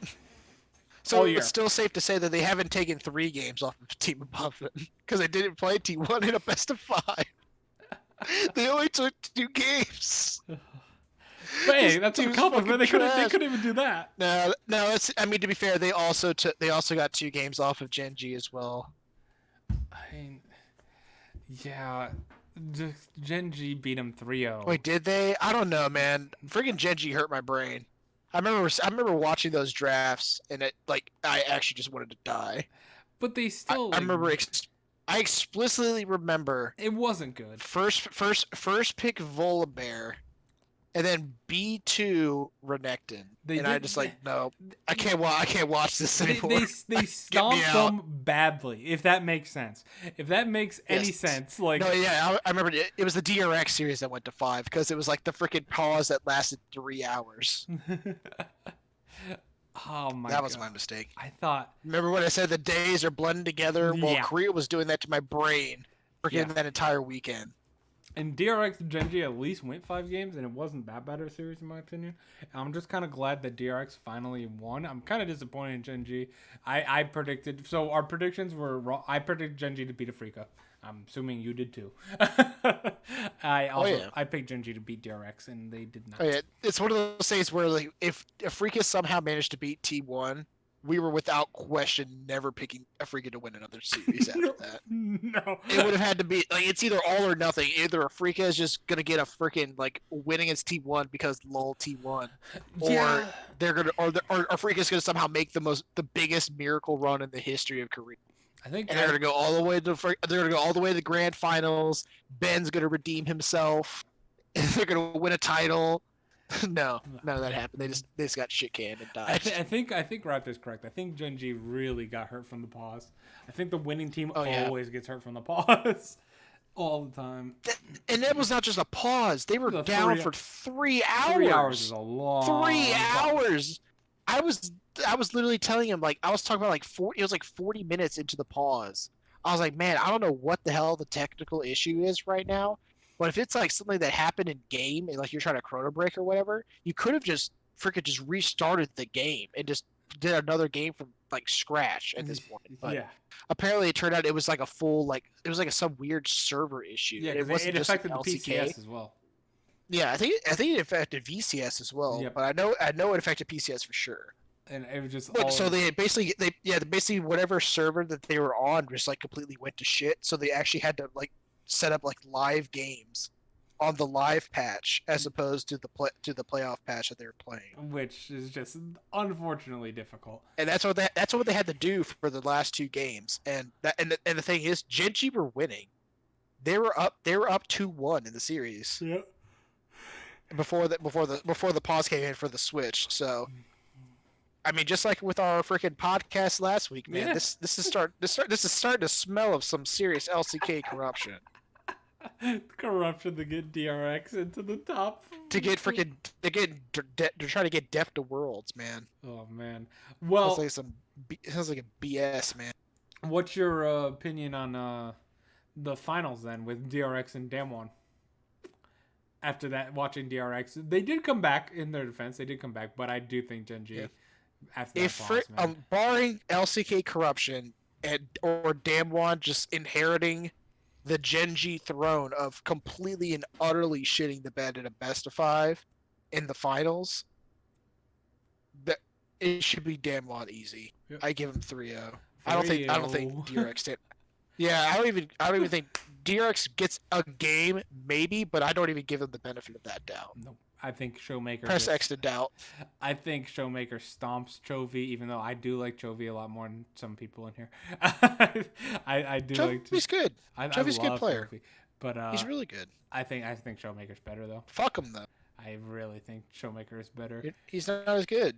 I mean, Simple. I mean, the jungle difference alone between DRX and Damwon is Jungle difference, top difference. Hell, only thing you could even say is bot difference, but even fucking Deft and Carrier will run it down in some of these series. Yeah, and I mean, who cares? they might do, but and even then, Ghost and Barrel are good. Yeah, they're so good. Like, I can't believe getting Ghost, like, could play, like, that's like, we talked about FlyQuest clicking once they got like solo and stuff.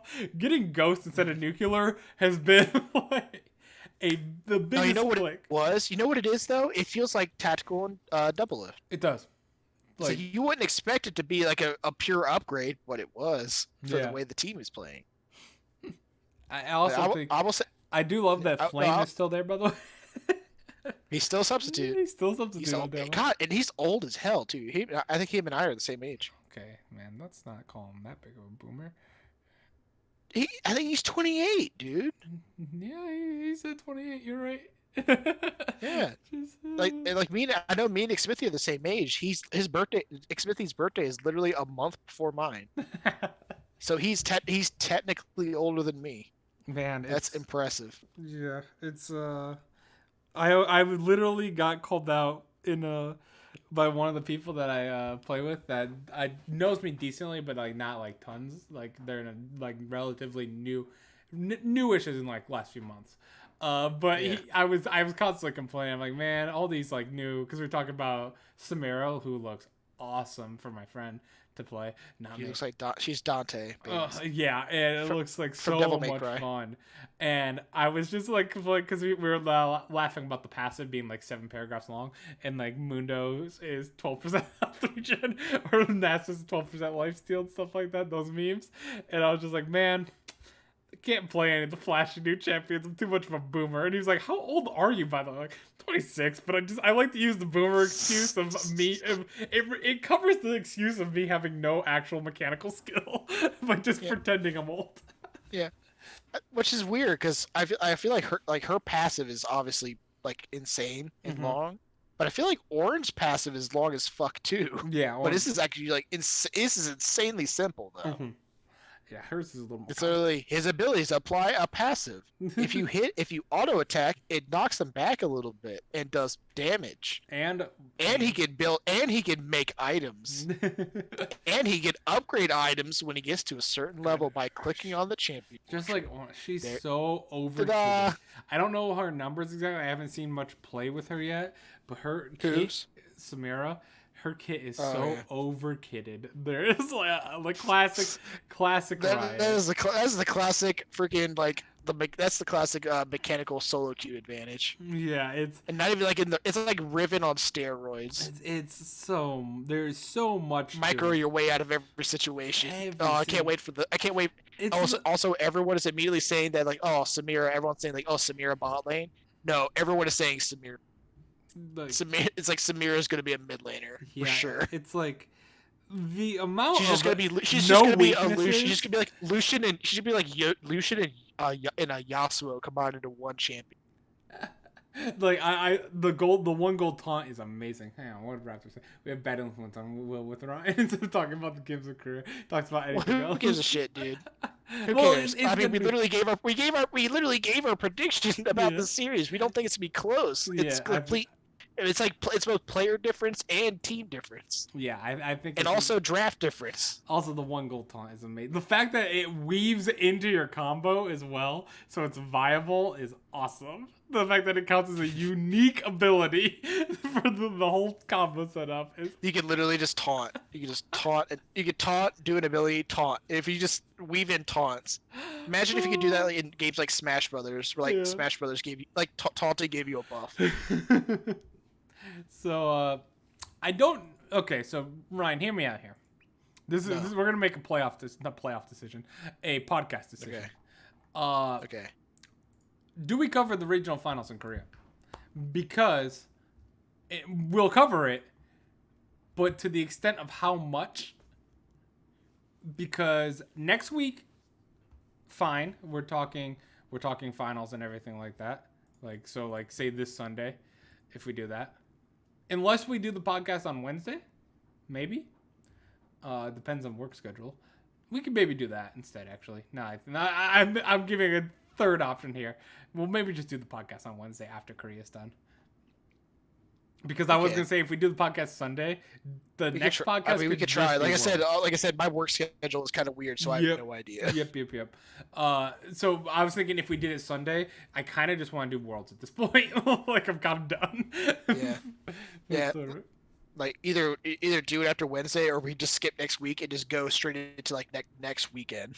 Possibly, it's possible. And see if maybe like in the interim period, once the regional finals are done, if they do like group draw. We might do that. Might if they be do an like option. like I say, like if they do group draw between Korean regional finals once all the seeds are decided, and that weekend, they might actually do group draw and we can comment on it. It just depends. Okay, we'll talk about it more off podcast. Yeah, we'll see. We'll play it by ear. But I think because really, there's not much. I'll say right now, really not much to say.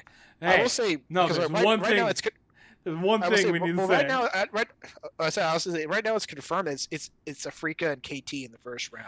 I didn't realize KT was in the gauntlet. I had no idea until they're still in it, man. Until 2 weeks ago, whenever we looked at this, I'm like, wait, KT still has a shot. It's like, wait, why is KT? It's like, why is KT highlighted green on this list of teams? That's exactly what happened. When we looked at championships points, I saw KT was green. I was like, wait, I thought they were eliminated already. Yeah. I say, well, they are. They were eliminated from playoffs, but they're not eliminated from Worlds. Not yet. They got the tens. KT has a chance, man. We could have. Oh, imagine that as the finals. LPL doesn't make finals, and it's like FlyQuest. It's like FlyQuest versus KT Rolster. The ultimate hype finals, man. Freaking Korea will riot. They'll riot in the streets. KT has 10 championship points from last place in the playoffs in spring. Hey, man, they can make a run. Oh, 2015 Summer C9 did it. They were 7th place. Imagine working hard all year, being a middle of the pack team just to be clowned by Will. There's a difference between being a middle of the pack team in other regions and Korea. We've talked about this. Yeah, being a middle of the pack team in Korea means you might as well not exist. You are so. This is a team that's way. You saw how Afrika looked against Genji. This is a team that's significantly worse than Afrika.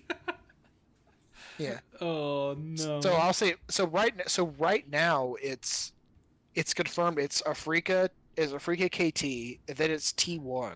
Yes, and then depending on who wins the finals, it's either Genji going to be or Genji is the final boss or Damwon. If DRX wins, then Genji goes to Worlds on points. Hypothetical.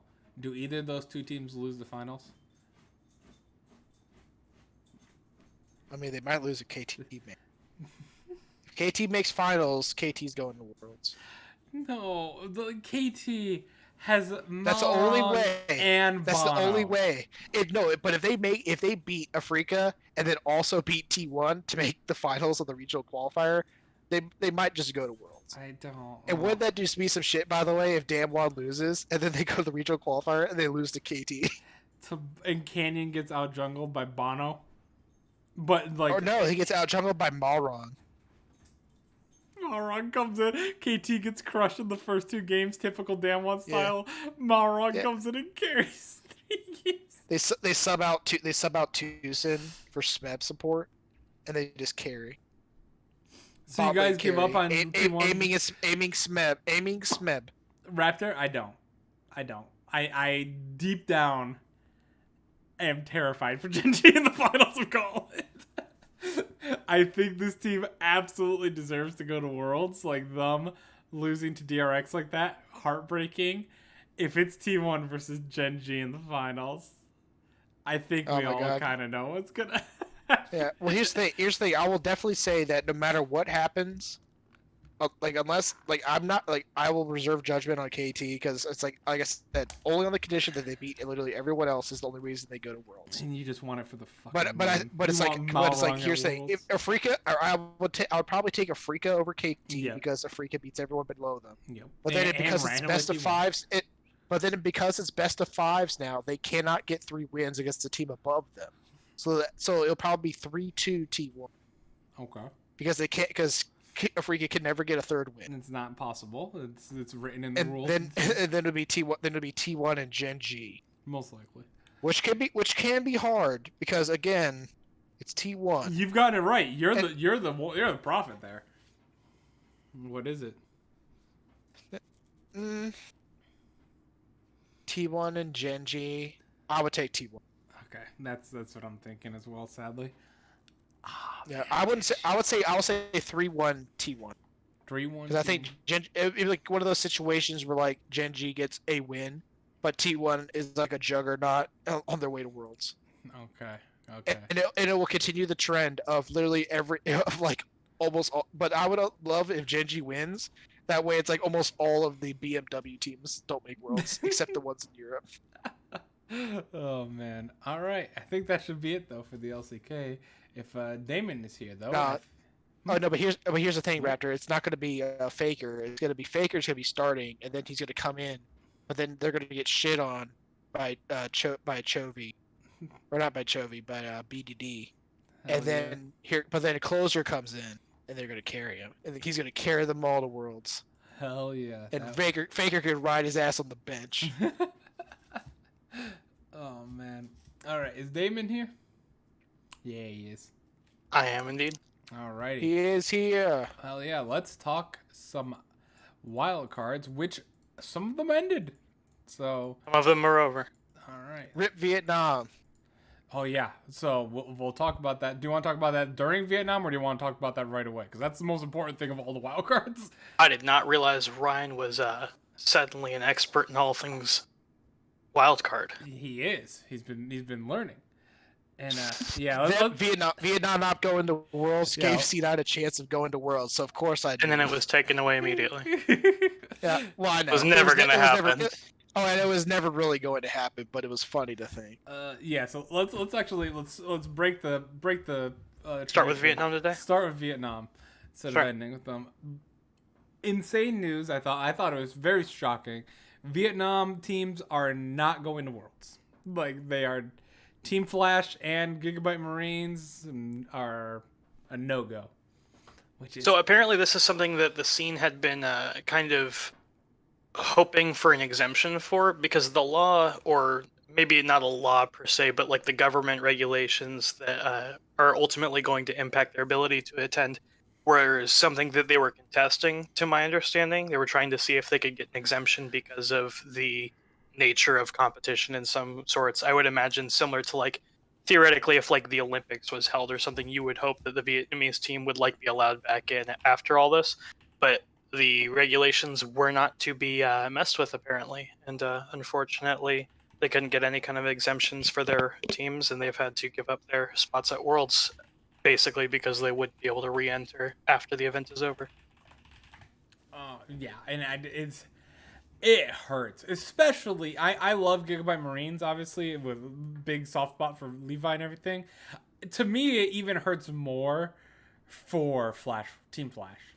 Like, they missed. Should have been looking very good, and Gigabyte had fallen off a bit. They won the spring split, and they should have gone the MSI. They didn't. Then they beat Gigabyte Marines the first time. It still technically can be anyone's game, but they beat them the first time to seal the world spot. And then you get the news like this, and it's just like... Flash is officially the most fucked over team of the year. Second place goes to C9. Nah, well, at least Flash didn't do it themselves. I mean, I'm just saying, like... Yeah, it's just like... Anyways. But, Flash just... Oh, Flash have had a very good year. I imagine they will continue to work on that. As we've discussed in the past, Vietnam as a region is full of young players. I think it's like 23 or 24 and under only, age-wise for all the players. They're a growing region, and they're honestly one of the most fun wildcards to watch, period. And it is a real disappointment, and it's going to be a big letdown to not have that kind of excitement and unique style with us at this Worlds. Yeah, and it's the thing that sucks the most about it is, like, I saw these, like, if I had to pick a top 5 wildcard teams, they're in there for sure. Like, for big threats. You think both of them, or is Flash or is Gigabyte falling off too much? I would have put them in there. I don't really put much emphasis on the Evo series anymore. That they just had because today. It occurred after the fact that announcement came in.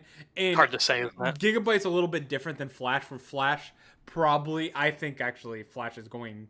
Spoiler for a prediction. I think they're gonna win because Gigabyte's been here before, and it's like they've already had the satisfaction of winning a title. To be fair, Flash is defending champs at the moment. Yeah, but I mean, at this point, it's just a difference in, I imagine, prize pool. Yes, and it's really...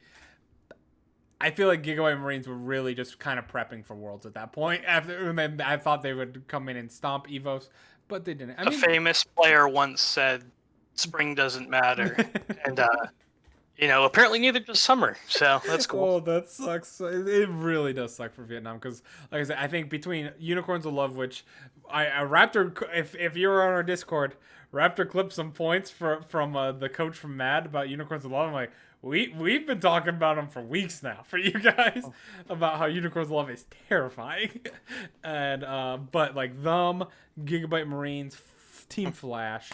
And Talon and the surging Machi esports are clearly the best. I don't know. We mispredicted that one completely, but those teams are the ones I'm really, really excited to see at Worlds. So losing 2 of them really hurts. It is really disappointing. I mean, I certainly think, I don't know if I say top 4. I would have to take a look through it all. I think I really like the way that some of the play that Rainbow 7 has shown over the last weeks. Obviously, we'll get into these guys, and Machi has been incredible. I'm a big fan of PSG talent, so I don't know if they make my top 4 Gigabyte with this fall off, but it could very easily be chalked up to the fact that it's just they lost their will to compete at the highest level. I mean, they almost got 3-0'd and then still managed to pull off a best of 5. So obviously, they have the quality still there, and we know Gigabyte to be a good team, so... They're definitely up there. Yes. So what's your predict? What do you think in Flash versus Gigabyte? For the finals? Yeah, it will be Flash. If Gigabyte Marine looks like they looked today, it could be I would give it a 3-1. Fair enough. Gigabyte is fully capable, though, of winning the best of 5 if they show up on the day. So, I mean, they have that series ahead. They've had time to maybe get over the fact that it's not for Worlds. Now it's just for bragging rights within the region, perhaps. Maybe. I expect them to want to get one over after having lost. I consider it among the same vein as, I mean, TL is going to want to beat FlyQuest even more the second time they play him, right? Yeah. Prove that it was a fluke.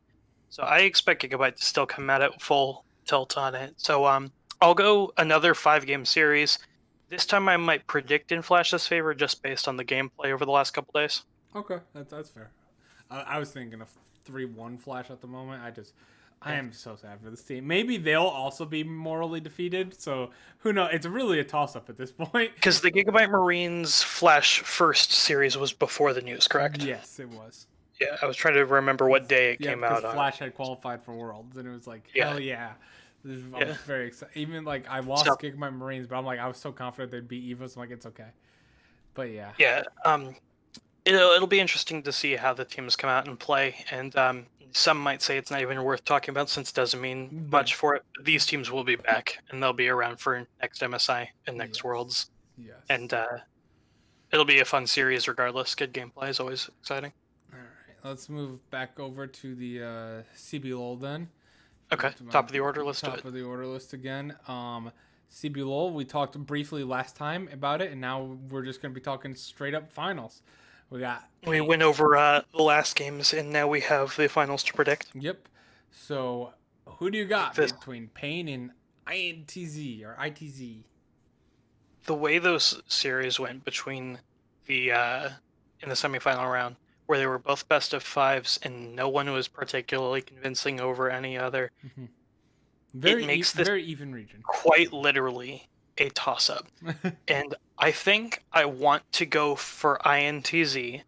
Ooh. And I think it's for two reasons. One is historically context, and the fact that the number one seed does not often succeed in the Brazilian league. Very fair. And so historically, I would say INTZ to be correct. But I also think, just in general level of play, I've seen more out of INTZ as a team, whereas Pain Gaming is very much the cut and dry mold, play through your strong side laners, and I mean, you go through there, you have Tinones, do what he can to get BRTT ahead, and I don't know. The matchup is going to be very much a toss-up, though. I would say INTZ, I'll call it a 3-1 to be a little bit more decisive, but if anything CBLOL has shown recently is that all these teams are right at the same level. Our chat wants to see BRTT beat Doublelift in the play-ins. Again? Man, Doublelift still hasn't gotten rid of all that pain. Oh man, I just think. I mean, you know what he'll say. Was that an unintentional pun about Pain Gaming?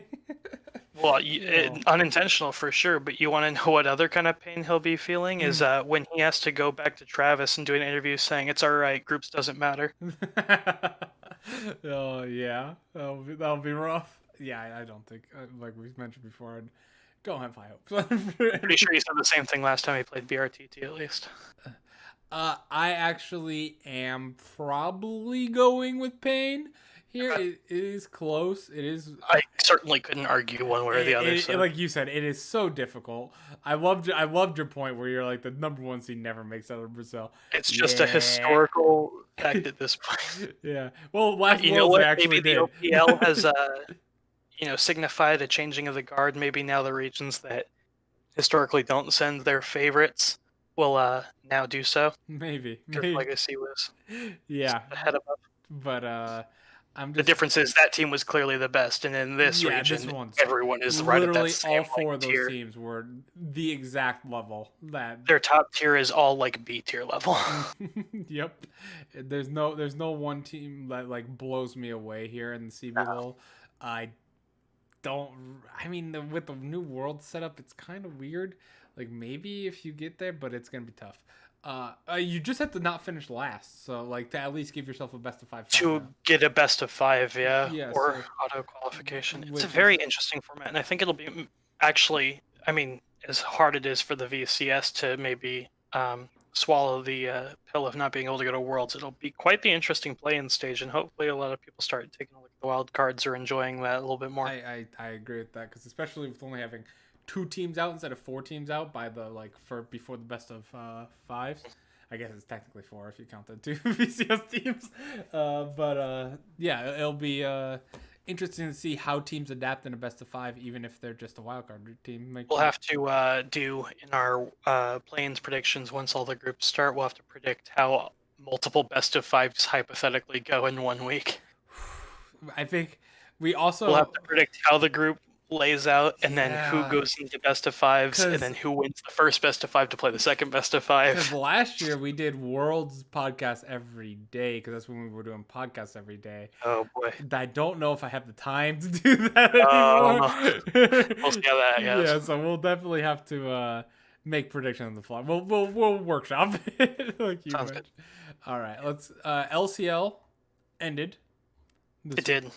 Uh, And in the way that I predicted. You were correct. I was wrong. I was very, very surprised. Gambit won a game. Although one thing I will say is I wasn't entirely correct on the method by which they won. They did not pull out anything unique. UOL just decided to end one. Yeah, they So, decided to run it down. They were like, "What does losing feel like?" I haven't felt this in a while. Yeah, and no, like that was pretty shocking that they actually lost the game. This is what Raptor had mentioned. I'd probably get copyright strike if I played it, so I'm not gonna do it. But I maybe probably not. But it was in an interview. Go watch it on Probably not worth it. It's not worth the risk. But it was in an interview, I believe, with where was it was with Peter Dunn. Yes, You're referring to the Mad Lions thing. And he had mentioned that Unicorns Love has been scrimming teams like Mad Lions and taking scrim blocks against Mad Lions at times. Doesn't surprise me at all. Like, yeah, this is like this team. We're not joking when we say in this best of in this new wildcard matchup. As an NA fan, it kind of scares me. I think there's some. Why are you afraid TL's going to lose to TSM and have to play UOL in a best of five for first stage? I would absolutely be scared of that. Yes, I'm scared. What would be worse, double lift versus BRTT or double lift versus Gadget? Double versus Gadget right now. It would probably be worse for sure, undoubtedly. Outside of the memes alone, I think that outside of the memes gonna of losing handle BRTT in the past, pain just fine. And as we all know, scrims matter, Ryan. True. But Ryan, as a C9 fan, I expect you to keep your mouth shut about scrims for the next 3 weeks. We don't do this.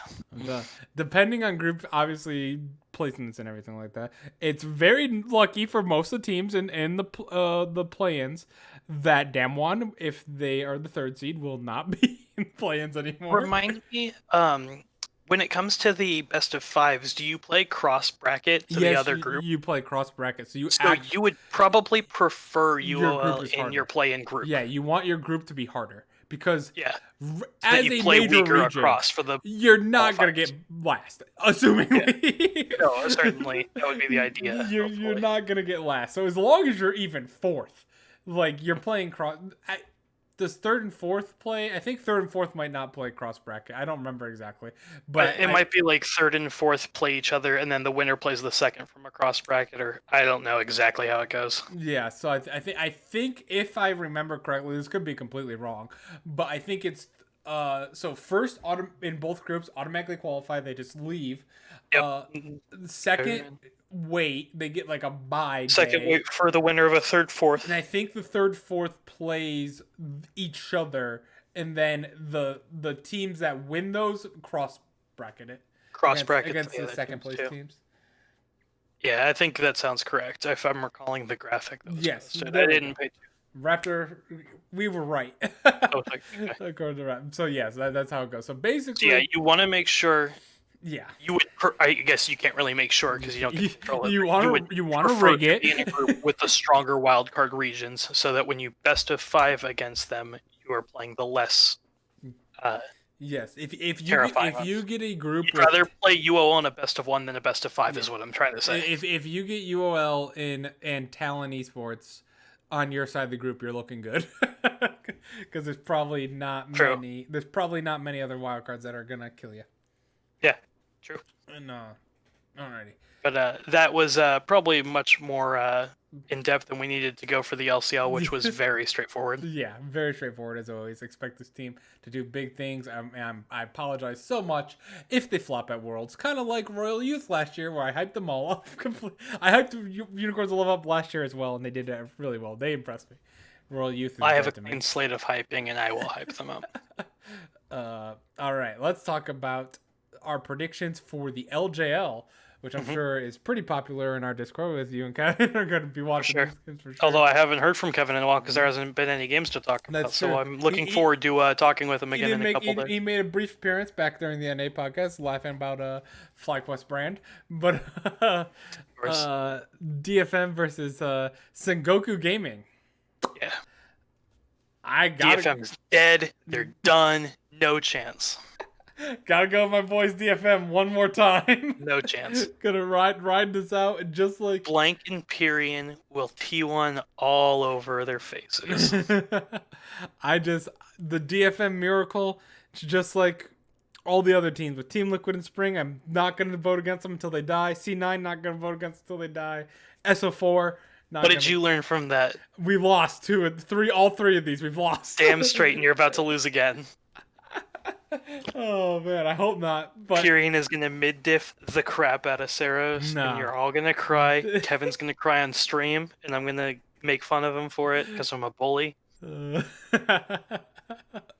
I actually do think DFM is gonna beat Sengoku. However, I think I have this one as a 3-1 if you want specifics. Yeah, I got 3-1 for DFM actually. But against V3, I will be picking V3 to end. Wow, DFM's run. almost like you totally backed away from never bet against DFM. I did immediately, but it's mostly because V3 is super. You could have just legit. said never bet against DFM unless they're going up against better teams. but they've been beating the better teams already. No, they haven't. I mean, crap. PHEA was like equal to them. Burning Core was definitely worse. Oh, fair enough. But I do think they'll beat Sengoku. But I think V3 is just a step way above even Sengoku as well. And, yeah, V3 will, I say at worst, probably 3-1 whoever wins this. Oh, Raptor, what the hell? You have Sengoku beating DFM as well. Obviously, he's a smart guy. You traitor. Talk about these things. Fair enough. No, I got V3 actually 3-0ing DFM. You have a 3, okay. Yeah. I have a, I'm going to say 3-1 for both these series. It's kind of the easy way out, but I think none of these teams are good enough or consistent enough to 3-0, honestly. That's fair. Every time I watch them, there's just too much coin flip. It's just V3 have a weighted coin, so they're kind of cheating.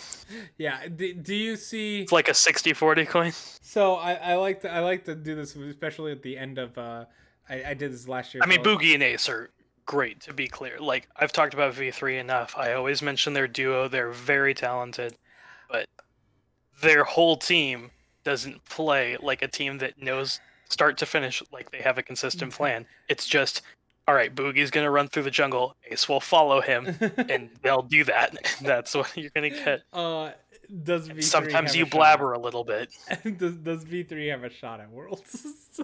Does V3 have a shot at Worlds? Yeah. Well, I mean, to make it to win it all, obviously, yeah. To make it to groups. I mean, to get out of groups stage, or to get out of this play-in stage, I suppose it ends up on the bracketology, it does. Groups that they draw. But I mean, the fact that you've got it's 3 major region teams, I think, that are going to be in there: LCS, LEC, and is it LPL's fourth? Yeah, LPL's fourth.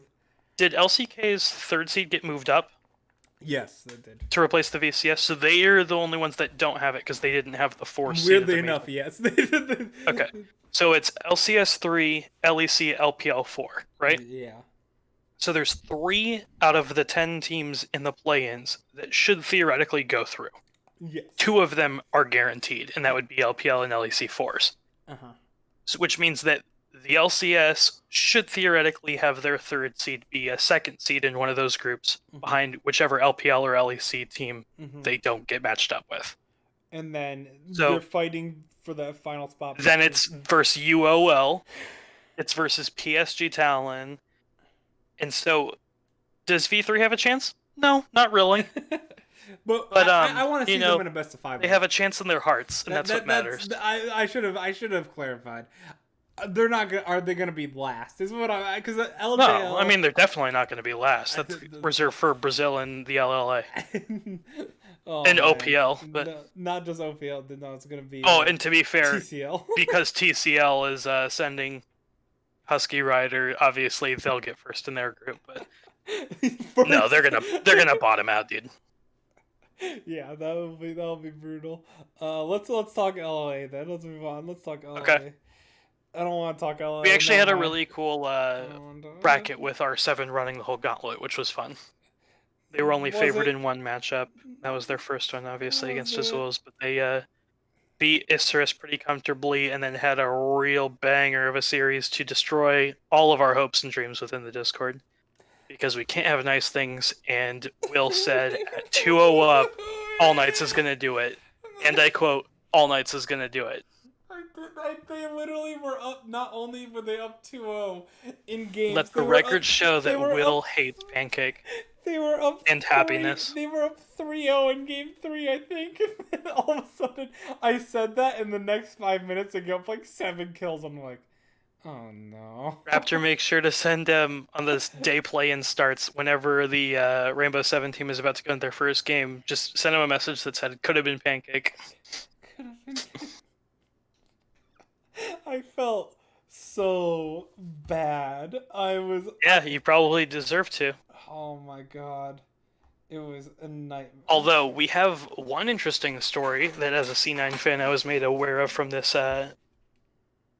whole region is apparently the C9 Academy team was scrimming Rainbow 7 towards the end of their season, as most of the Academy and actual LCS teams stopped scrimming when their seasons ended.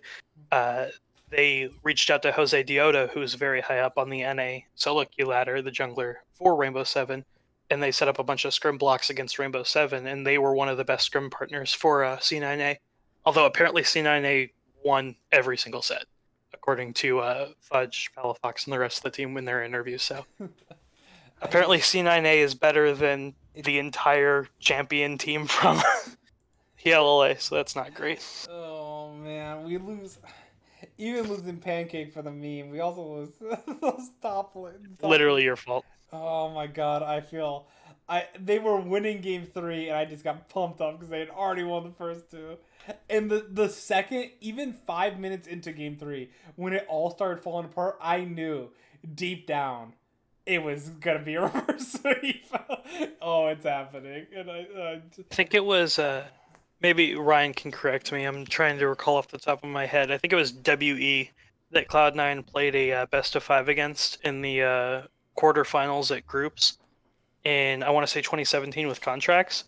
And we went up 2-1 in the series, and we were leading in game 4 at one point. And I remember typing in a group chat with my friends at that point, Cloud9's going to make semis. And I cursed it, and they lost that series. Oh. And that was, I think it was the year of Misfits and SKT, if that's what Raptor's saying. But I remember saying that. That was 2017 Worlds. Was it WE? And WE ended up being the only person in the playoffs that took a game off of Samsung. Correct. As well. So it's one of those things. And C9 almost 3-0'd WE. They should have 3-0'd we literally almost 3-0'd them, and we should have beat them in game 4, because I remember we threw that one. Actual RNGesus saved Mystic because he got engaged on in mid lane.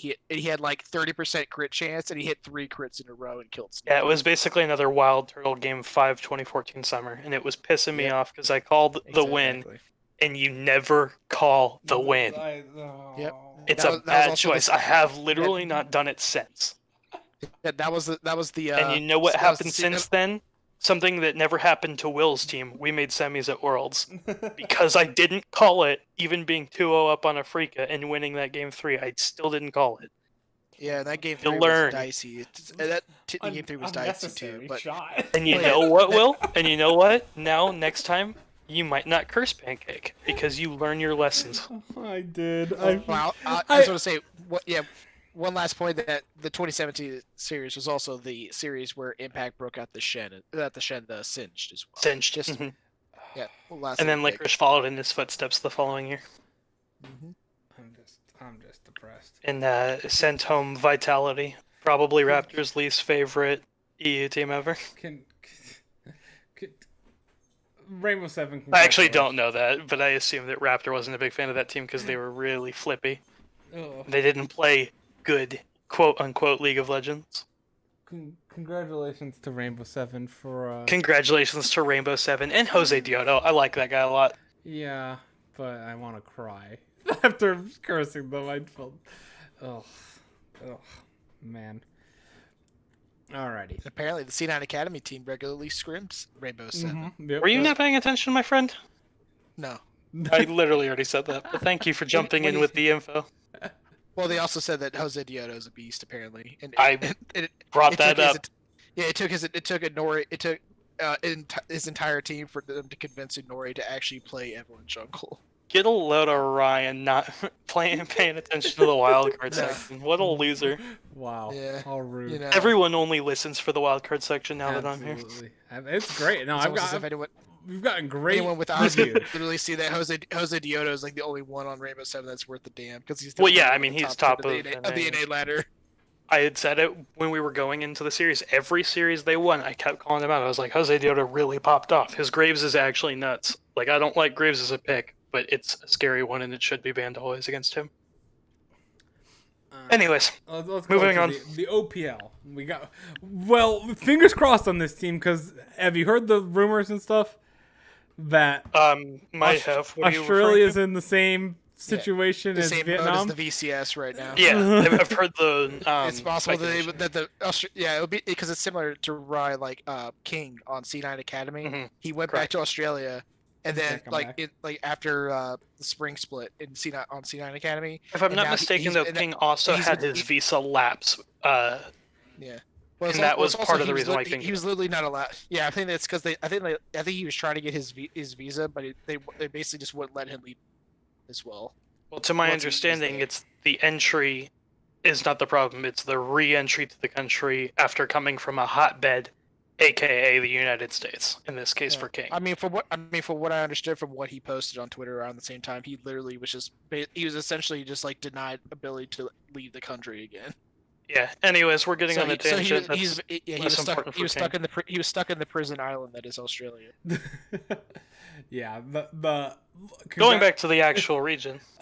So we might actually end up having 21 teams at Worlds, guys. Oh, God. Then they had to redo the playing stage. I don't even know what they do with that then, but yeah, let's say that as like it would be very easily just turned into like a 3 groups of 3 thing, and they'd bring the LCK team back or some shit. Oh yeah, that just sucks with the LCK. Like, hey, no, you're coming back. Find a way. But yeah, Legacy, congratulations! They won both sides of the split this year, so they managed to successfully be a favorite and win the OPL, which is very rare.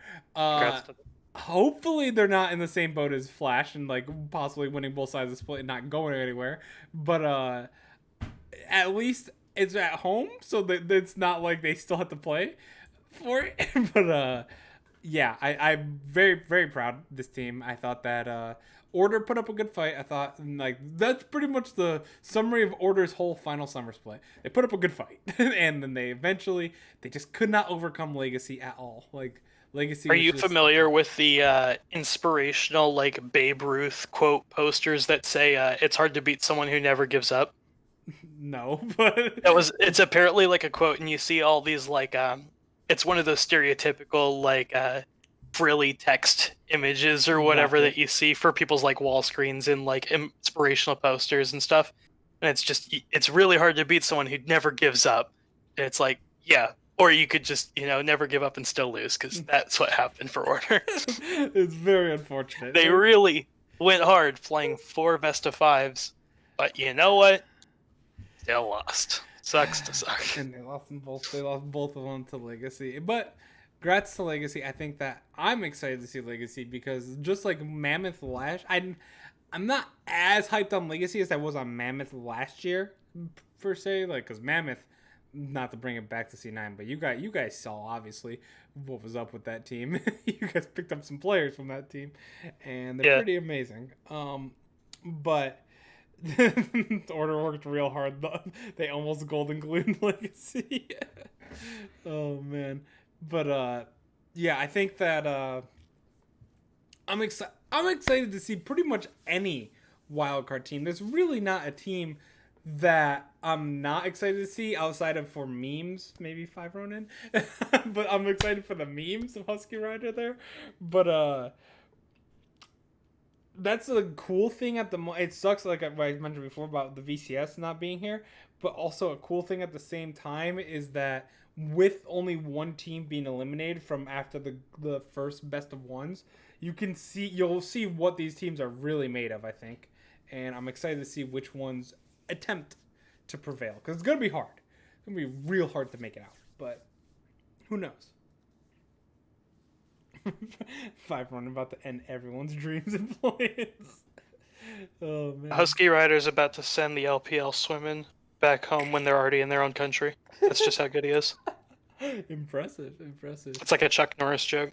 Oh man. All right, let's talk PCS, TCL, and then we'll get on to the top 10, and then go to bed.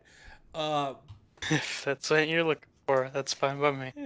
PCS though is whew, we were Yeah. wrong. do we have to issue an apology for this? So, to be fair, we predicted PSG would win the finals after going from the winner's bracket to the finals. What we didn't expect is Machi to actually just pull out the fattest dong and just slap everyone with it, which is unfortunate, I guess, because we were unaware they were packing that much heat in this roster. So apologies to them. They deserve it. They threw not only PSG, they threw J Team before that. They straight up smacked up everybody. It was not even close, like, at all. It was to the point where the series was over so fast, I thought I, was just too early because I was tuning in and it was, the loading screen. I was like, oh, shit, did it not start yet? Yeah, especially with all the It's over. You're just like, oh, wait. They speed ran them. Just like you against NA and Rift Rivals every year. But yeah, I mean, PK's coming back to Worlds. Was Bruce on the team on G-Rex when they were at Worlds? I think so. Good question. I only actually really remember the Kaiwing Unified Duo because I remember when they played against C9 on Hong Kong Altitude for the year prior last year. Okay, I know for a fact PK was, but he didn't have the best time, and I was very sad about that. Because G-Rex had actually tough. G-Rex was in that group with 100 Thieves, Fnatic, and IG. When Fnatic and IG went to World Finals. So it was a very ugly group for them. But, hell, congrats, Maki. Like, holy. I mean, on current form, like I said, one of the reasons why I can't put VCS in the top 4, or at least both of the teams in the top 4, like Equine Marines, is because recent form says Machi might just be the best wildcard team in the world. Outside of UOL, maybe, but... Yeah, definitely. They've looked unstoppable in these last, 6 games straight that they won. So, I mean... That's the old... the old Hong Kong attitude look. I'm looking at what Brian mentioned. G-Rex for sure, by the way, on that. I like that, the Hong Kong attitude logo, but you can't go wrong with the T-Rex. Also pretty unique, because there's not many dinosaur logos. But, anyway, like what you had mentioned with Maki is just like... Yeah, I would probably... On form, they are probably at least top 3 wildcard team in the world. And a very clear favorite among the non-main regions to escape the play-in stage and make it to groups. They are already in groups, right? I believe. Oh, as champions. Yes, forgive me. I forgot the PCS had their auto slot. Yes, they are already in groups. Congratulations to them. It will be PSG that is the team that goes through the play-in stage. Thank you. No problem. PSG is tough. That is a tough team.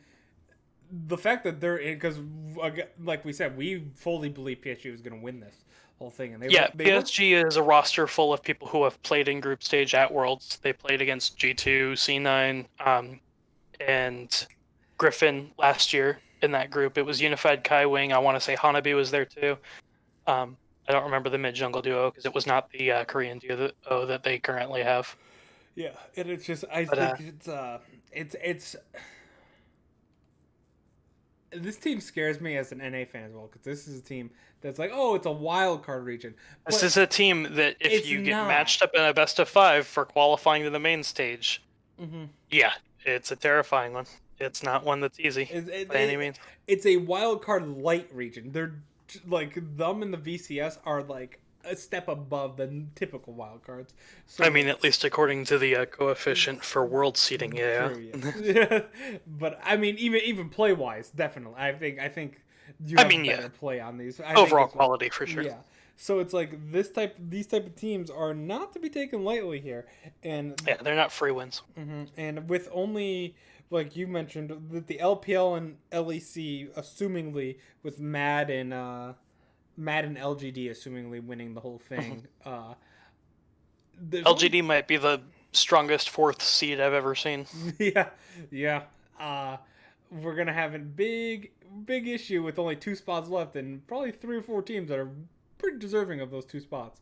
Some people are gonna get heartbreakingly defeated.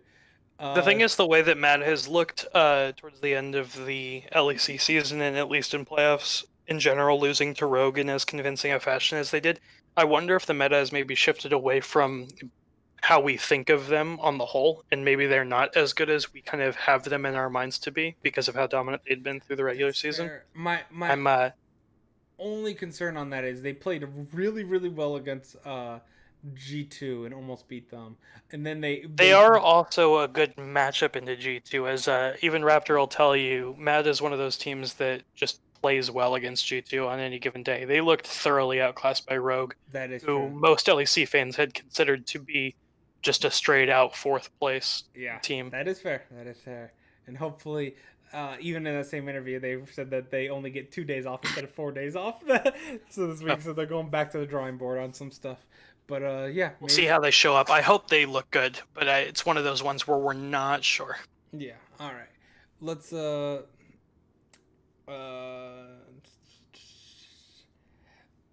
let's go to anything else you want to talk about the PCS before we go over to TCL. As far as the PCS is concerned, I mean, we've congratulated Hachi, and there's nothing to predict. So I mean, that's all that is. Hell yeah! All right. TCL. Oh, we man. got our spiciness. This is the series to watch for the memes alone. Dude, I don't even know. I just don't want it to be a 3-0 to Supermassive because I want Husky Rider to like have that almost there. We know deep down it's gonna be a 3-0 for Supermassive. It's gonna be a 3-0 so easy. But the Schalke Miracle Run has transferred bodies into 5 Ronin. Is that what this is? That's what this is. If I recall, Schalke ended very abruptly and without anything to show for anything, so well, maybe the 5 Ronin will be able to. If I'm not mistaken, it was quite literally at the final hurdle. And so could Husky Rider fall up the final hurdle here. Yeah, it's good. And it was a convincing one. So you're basically just saying they're going to Schalke Miracle Run and Supermassive will win this 3-0. Yeah. And that's the only thing to predict here. It's absolutely a 3-0. Absolutely. Dream's dead. I will be rooting with a full heart for 5. I mean, this is why I said literally like 10 minutes ago, you have to learn your lessons. Is because if Husky Rider goes 2-0 up in this series and you're stupid enough to say that they're going to Worlds, I'm going to kill you. I'm not going to say a word. There's not Better not. A word out of me during this entire series. Except to try and curse Supermassive. Yeah, if Supermassive goes 2-0 up, you can say, well, no one's taking it. Or congratulations on making Worlds, Supermassive/curse. No ALMQ make it from here. But yeah, that's... I mean, Supermassive's pretty good, but like, I don't think they're good enough to make a big splash at Worlds. So why not go no. for the memes? I mean, they've looked clean in their series against Galacticos. That was a really solid win for them, but I think Galacticos also looked really poor on the day. Yeah, and we're playing some weird stuff, putting their star marksman on Sona, and we've talked about that on the past when we had that series to go over, but this should be a 3-0, and it really shouldn't be anything else.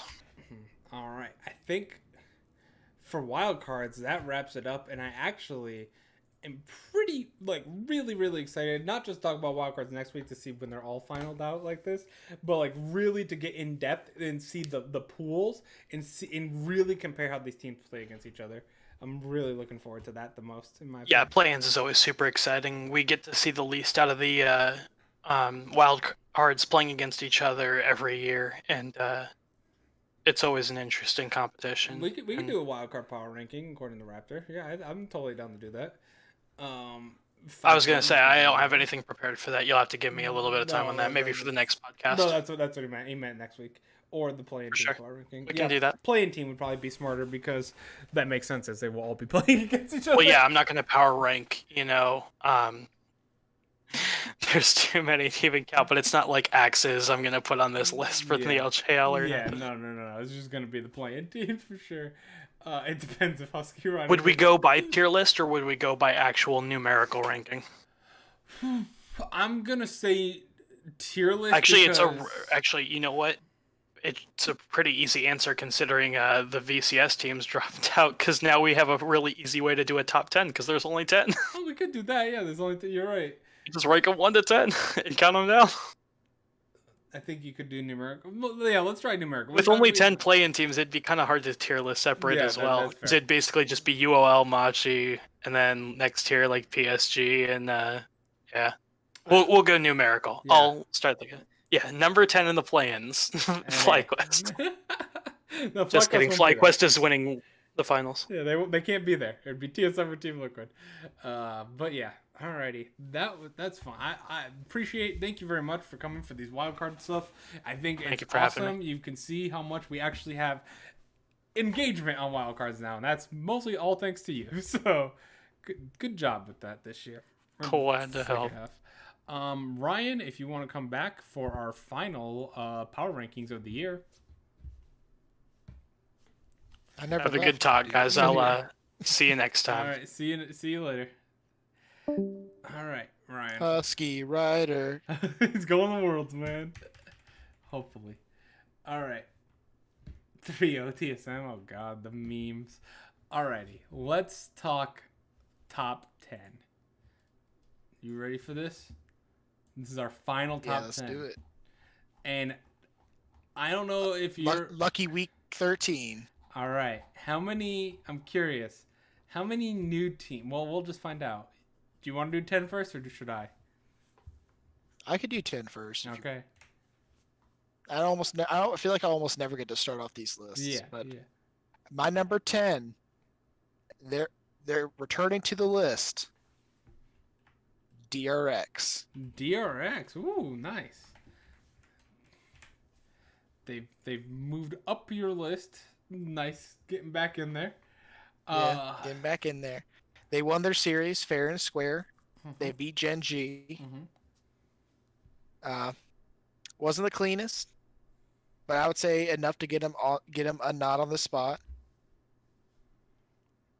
And so to answer the question, I wanted to put FlyQuest on the spot just for the memes, but to maintain some degree of professionalism, I could not.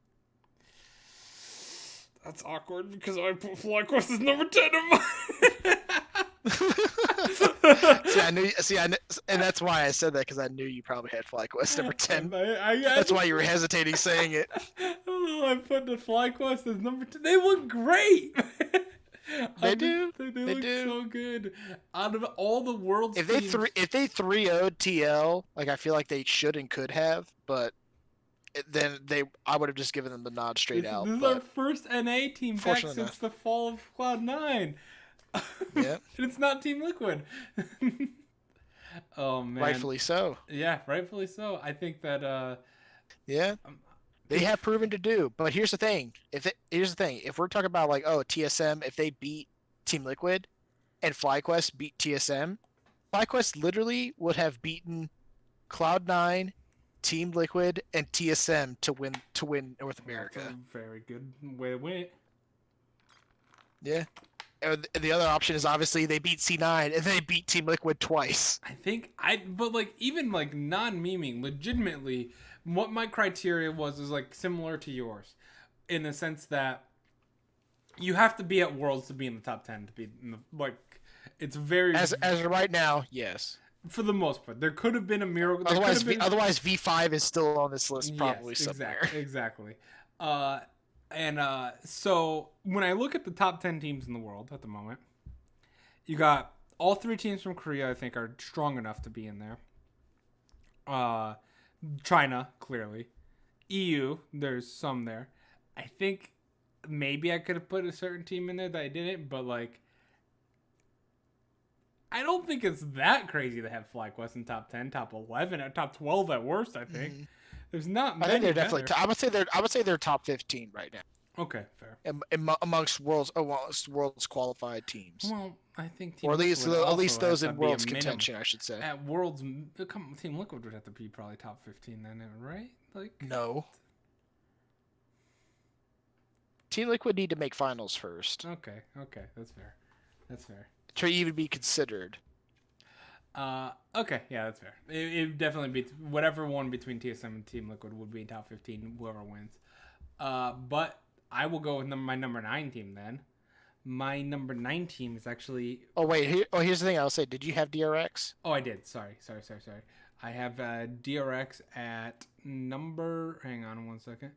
DRX is number 8. As I was saying, because you had to think about this, I'm like, I don't know if I agree with how high DRX is on this list. They're up there. They're back on the list, and they're back at number 8. So my sticky note that I had it on was minimized, so I had to go grab it again. Yeah, I think glad for them to be back on. I think that they looked much better in that series, but I still think Genji, even though because they beat DRX, I will say my number 9 team now because it fits right in. It is Genji. Genji has sadly dropped from 7th to 9th for me off losing that series, but I swear what Raptor had mentioned, that 3-hour break doesn't happen. Genji beats DRX. I still fully believe it. But I mean, here's the thing. I did not have Genji on my list. Woo. Yeah. I was considering keeping them on, but they choked away a series versus DRX. 3-hour pause, that's fair. But goddamn, dude, those drafts versus Afrika. Like, there's no reality in which you draft that way and you deserve to win games. True. They're lucky that they draft that way against a team like Afrika who can't buy a win against teams that are actually decent. So no, they don't get a nod from.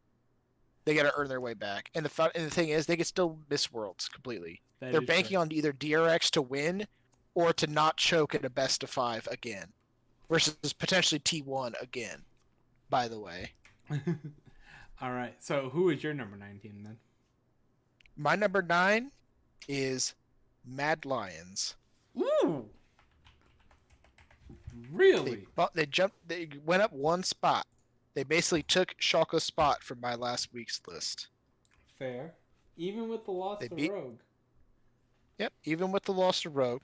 I mean, we talked about this. Remember, one day turnaround versus, and then Rogue kind of hit him in the mouth with an unexpected strategy. I think that's fair. It was a very poor series from them, to be fair, but they handled business against a surging Schalke team that was on the verge of a miracle run. They ended it pretty soundly, and they still played well against G2, who was on the verge of basically just going 3-1 and making finals versus Fnatic before they kind of choked it.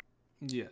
So I think this Mad team is they're definitely a step below the teams right now just based on that, but I would say they're still arguably on par with Rogue, and they just kind of got caught off guard based on the strategy coming in. And they're still a good enough team to make the list, at least at this ranking. Okay, that's fair. I actually do not have Mad on my list. You have Genji on your list. And you have DRX at number 8, but you don't have Mad Lions. Yeah, I know. And you have FlyQuest on the list over Mad Lions. I do. Huh. Okay. That was. I mean, it's a hot take, buddy. That might be ending on the final list. The Mad over Fly might be a little, or Fly over Mad might be a little bold, but I don't think it's that bold to have Gen G and DRX over Mad at the moment, but I do think I think they're all around the equal level there. I would say right now, I would definitely put Fly over freaking Gen G. Okay. If Gen G is drafting like they did against Afrika, Fly would actually probably just crush them. Top 19 about to not get out of play. Oh man. That's possible with the way Mad chokes a series like that again.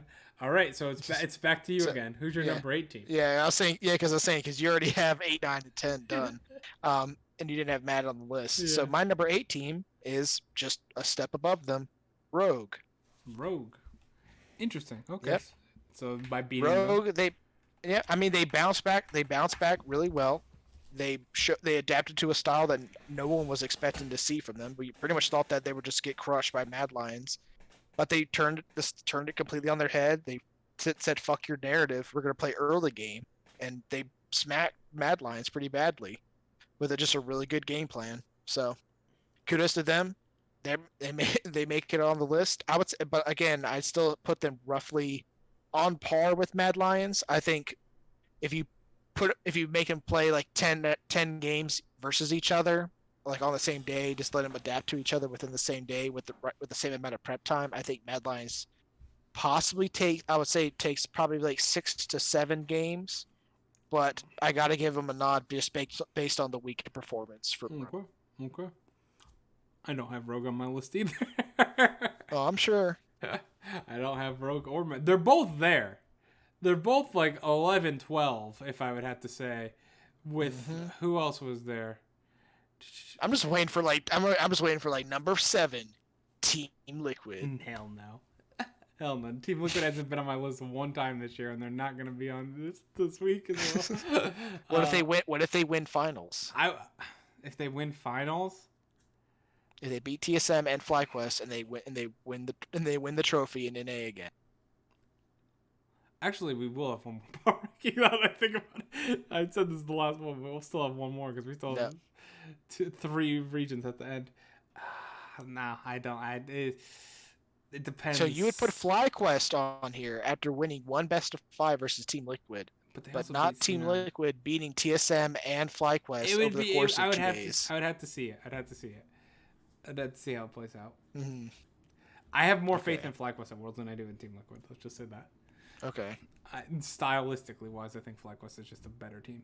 They're just, but anyway, number 7 on my list. I can do my list now. Is Fnatic. Huh. They've moved all the way up to number 7. We got brand new teams across the board from one of the final ones of these. My only one so far that's been the same as last week was Mad Lions. Yeah. I had Gen G. Yep. Who's your number 7 team?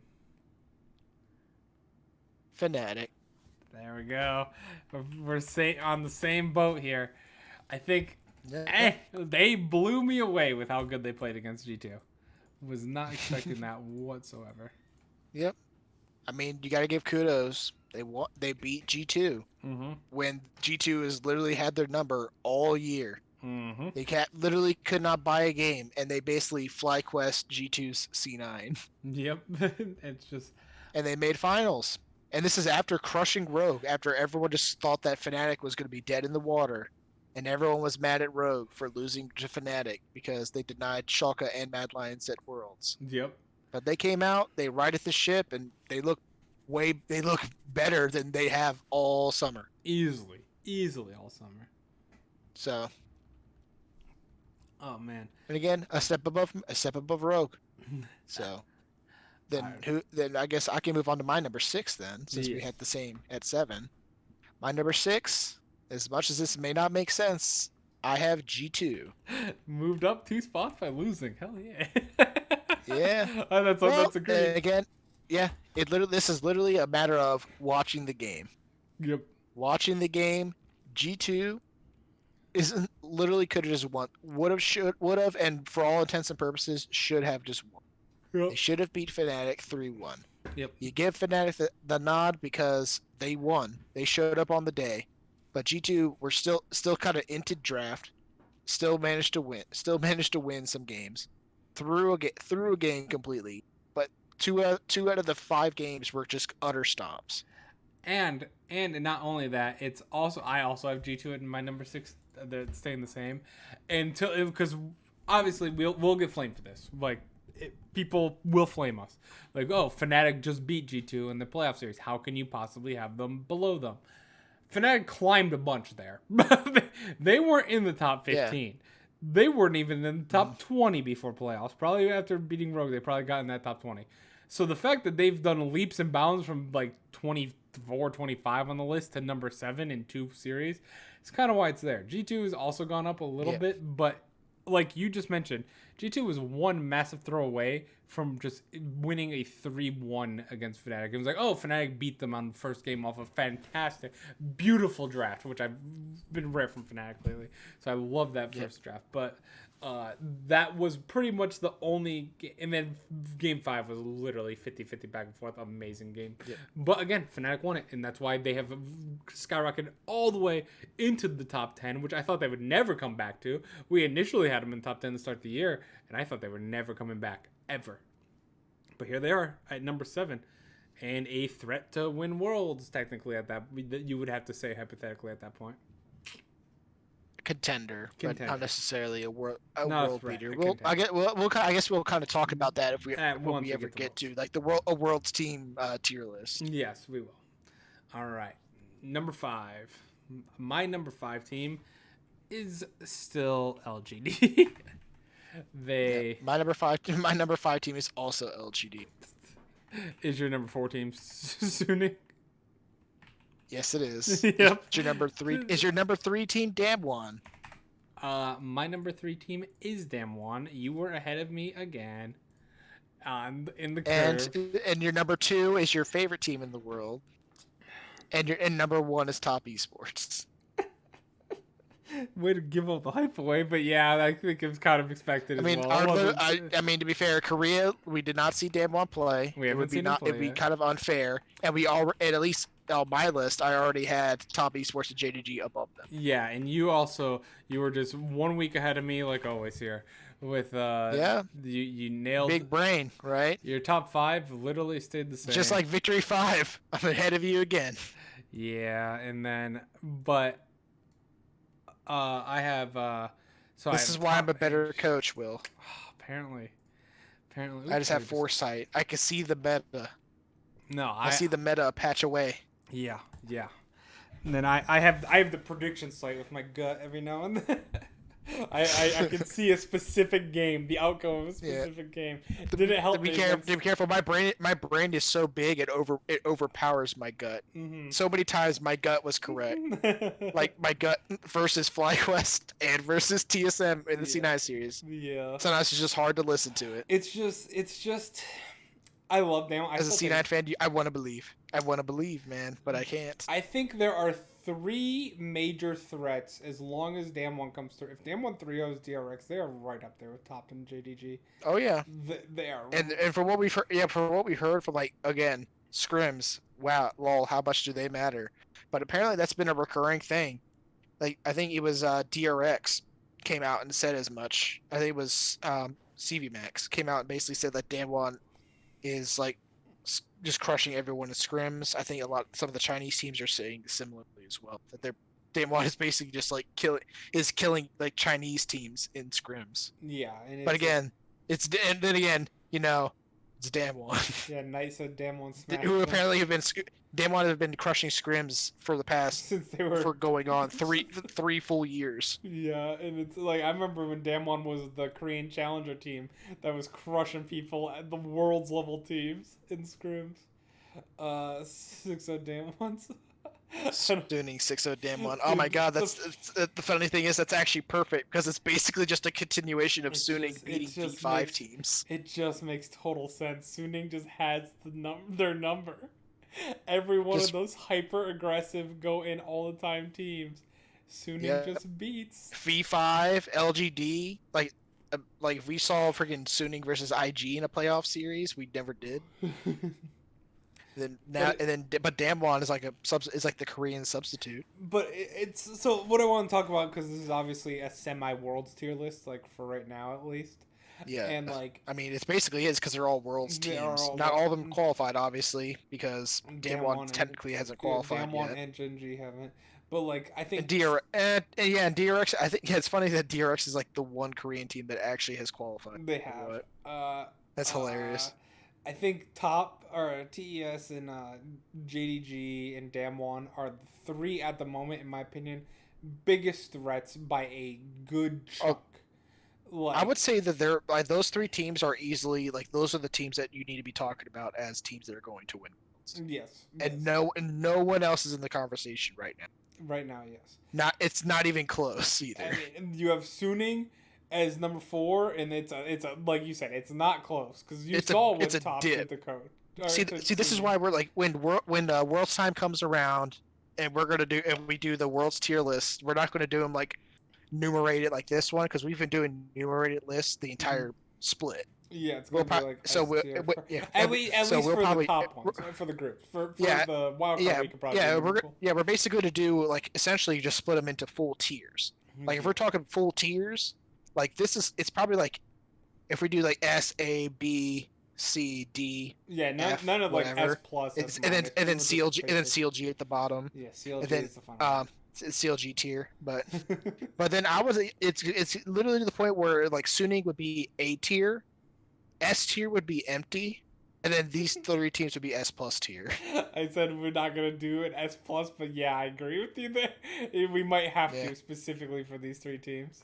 Yeah, like that's basically it because no one else is even. It's like one of those things where none of those teams are even. And this is assuming Damwon 3-0's DRX. If they come out and choke, exactly, we're just like, well, if they choke it out and they miss Worlds, that's unfortunate. But then it would actually be hilariously fitting that it's C9 and Damwon, the Scrim gods, neither one go to Worlds. Yeah, and then we're sitting at 2 teams for sure that are, but like that's the scary thing is like if you think about Worlds, like a lot of teams like you want to at least make semis or like get out groups and stuff like that.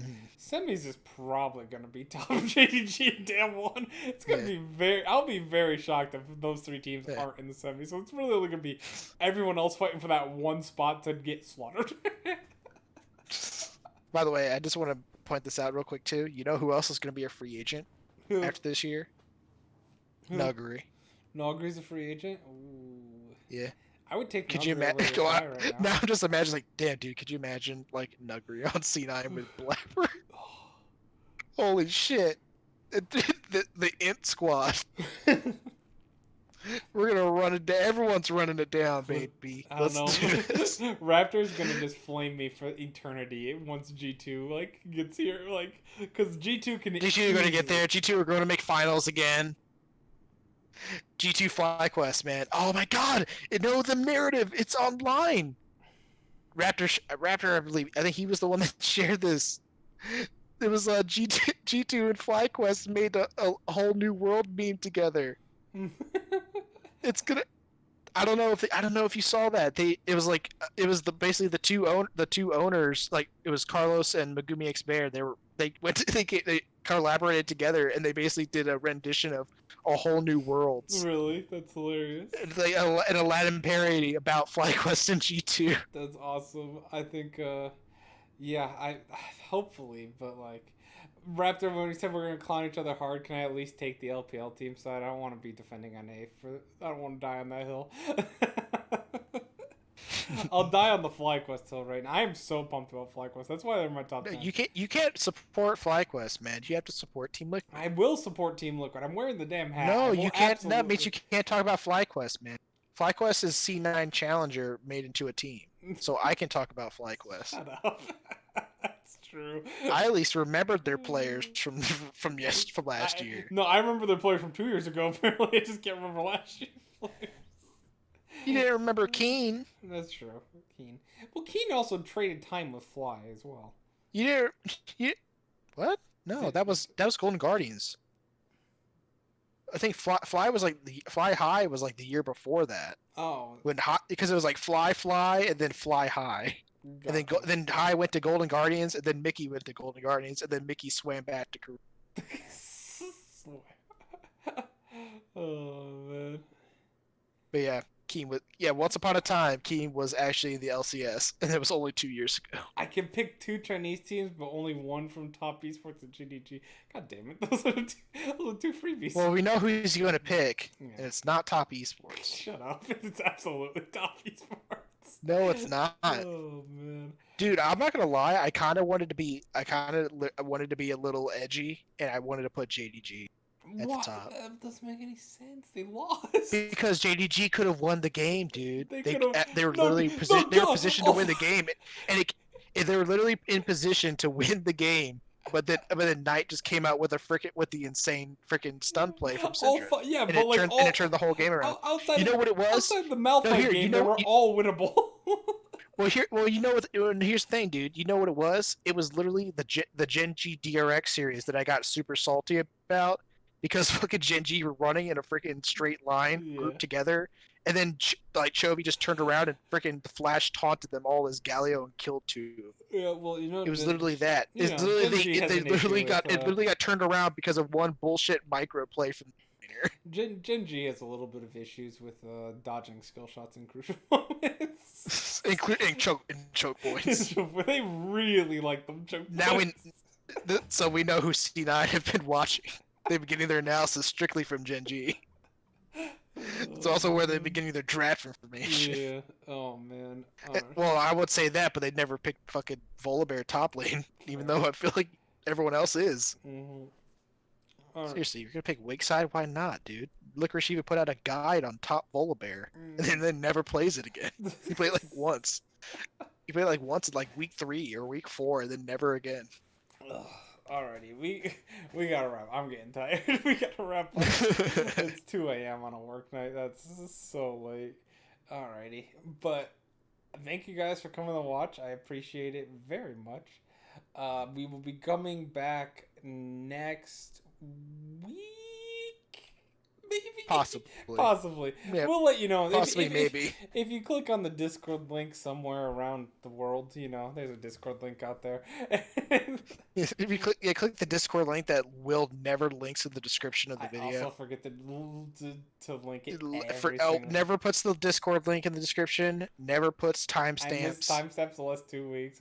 I'm a fail. I'm a degenerate, man. It's been rough lately. Oh man, but all right. And they're predicting one team on a freaking stream, and then picking a different team on strafe. Absolute carny here. Yeah, absolutely. It's hang on. So if draw happens next week, and then we talk about groups, not just hypothetical groups plus power ranking. Yeah, we'll probably wait until the. Yeah, we'll definitely. I know we talked about a lot of hypotheticals today, but we'll probably wait until the draw. I just want them to release some damn information about when they're going to do anything. Yeah, I know. I think but then again, they might still be waiting to hear what the hell's going to be going on with other regions. Make sure like the OPL doesn't pull out. Like, can you imagine if it's more than OPL and we're like sitting there like, what if NA? It's literally every region but NA. Oh. So it's just a repeat of finals. It's NA goes and China goes, and then we just get slaughtered. No, it's not even China. Like somehow China is just there. I would like to imagine that China doesn't go, because NA is there. Fair enough. Everyone's just avoiding NA, like that really smelly BO kid in class. God, it's sad. Like you sit around them, but then you gotta scoot your desk over so you're not within range. Get yourself out of the range of the aura. Actually, yeah. Are they playing from home or are they playing at the hotel? I honestly don't know. I'm pretty sure that I know they have like a remote hotel set up for the other teams. Gotcha. But I'm not sure about the LPL teams. It would make sense for them to be playing at home, but it'd be kind of interesting. Yeah. It's stacked. It's favoritism. Fair. All right. Who would have thought that Riot, owned by a Chinese company, would be stacked in favor of the Chinese teams in Shanghai? No, shame. Absolute shame. All right, let's wrap it up. We'll talk sometime. I mean, in the Discord that I will totally link in this and totally not forget about it, down below in the description. Come join us for some fun chat. We talk all the time. Raptors post 700 videos, and they're all really interesting, actually. I try to listen to as many of them as I can. But I was laughing so much. I'm like, damn, Raptor, you're just really posting every league content possible. He's just making sure you don't miss anything. He's making sure I miss absolutely nothing. But only lore related. He posts, yeah, that's fair. But I am. Well, I would hope so. I hope it was LOL related. I'd be very confused otherwise. I love our off-topic chat. It's just lore related chat videos. Well, I mean, it's like off topic because it's like I know it's like off topic, but then we just post things that are LOL related that just don't fit to the other other categories. That's fair. That's fair. But yeah, it's like really, off it's topic. Really the dive. It is really fun that you should come join if I end up putting the link because you get to talk about League 24/7 instead of just during the podcast. Alrighty. I'm going to end the stream now. Thank you guys for watching, and we will see you either this week or next week, depending on how it goes. Alrighty. Good night.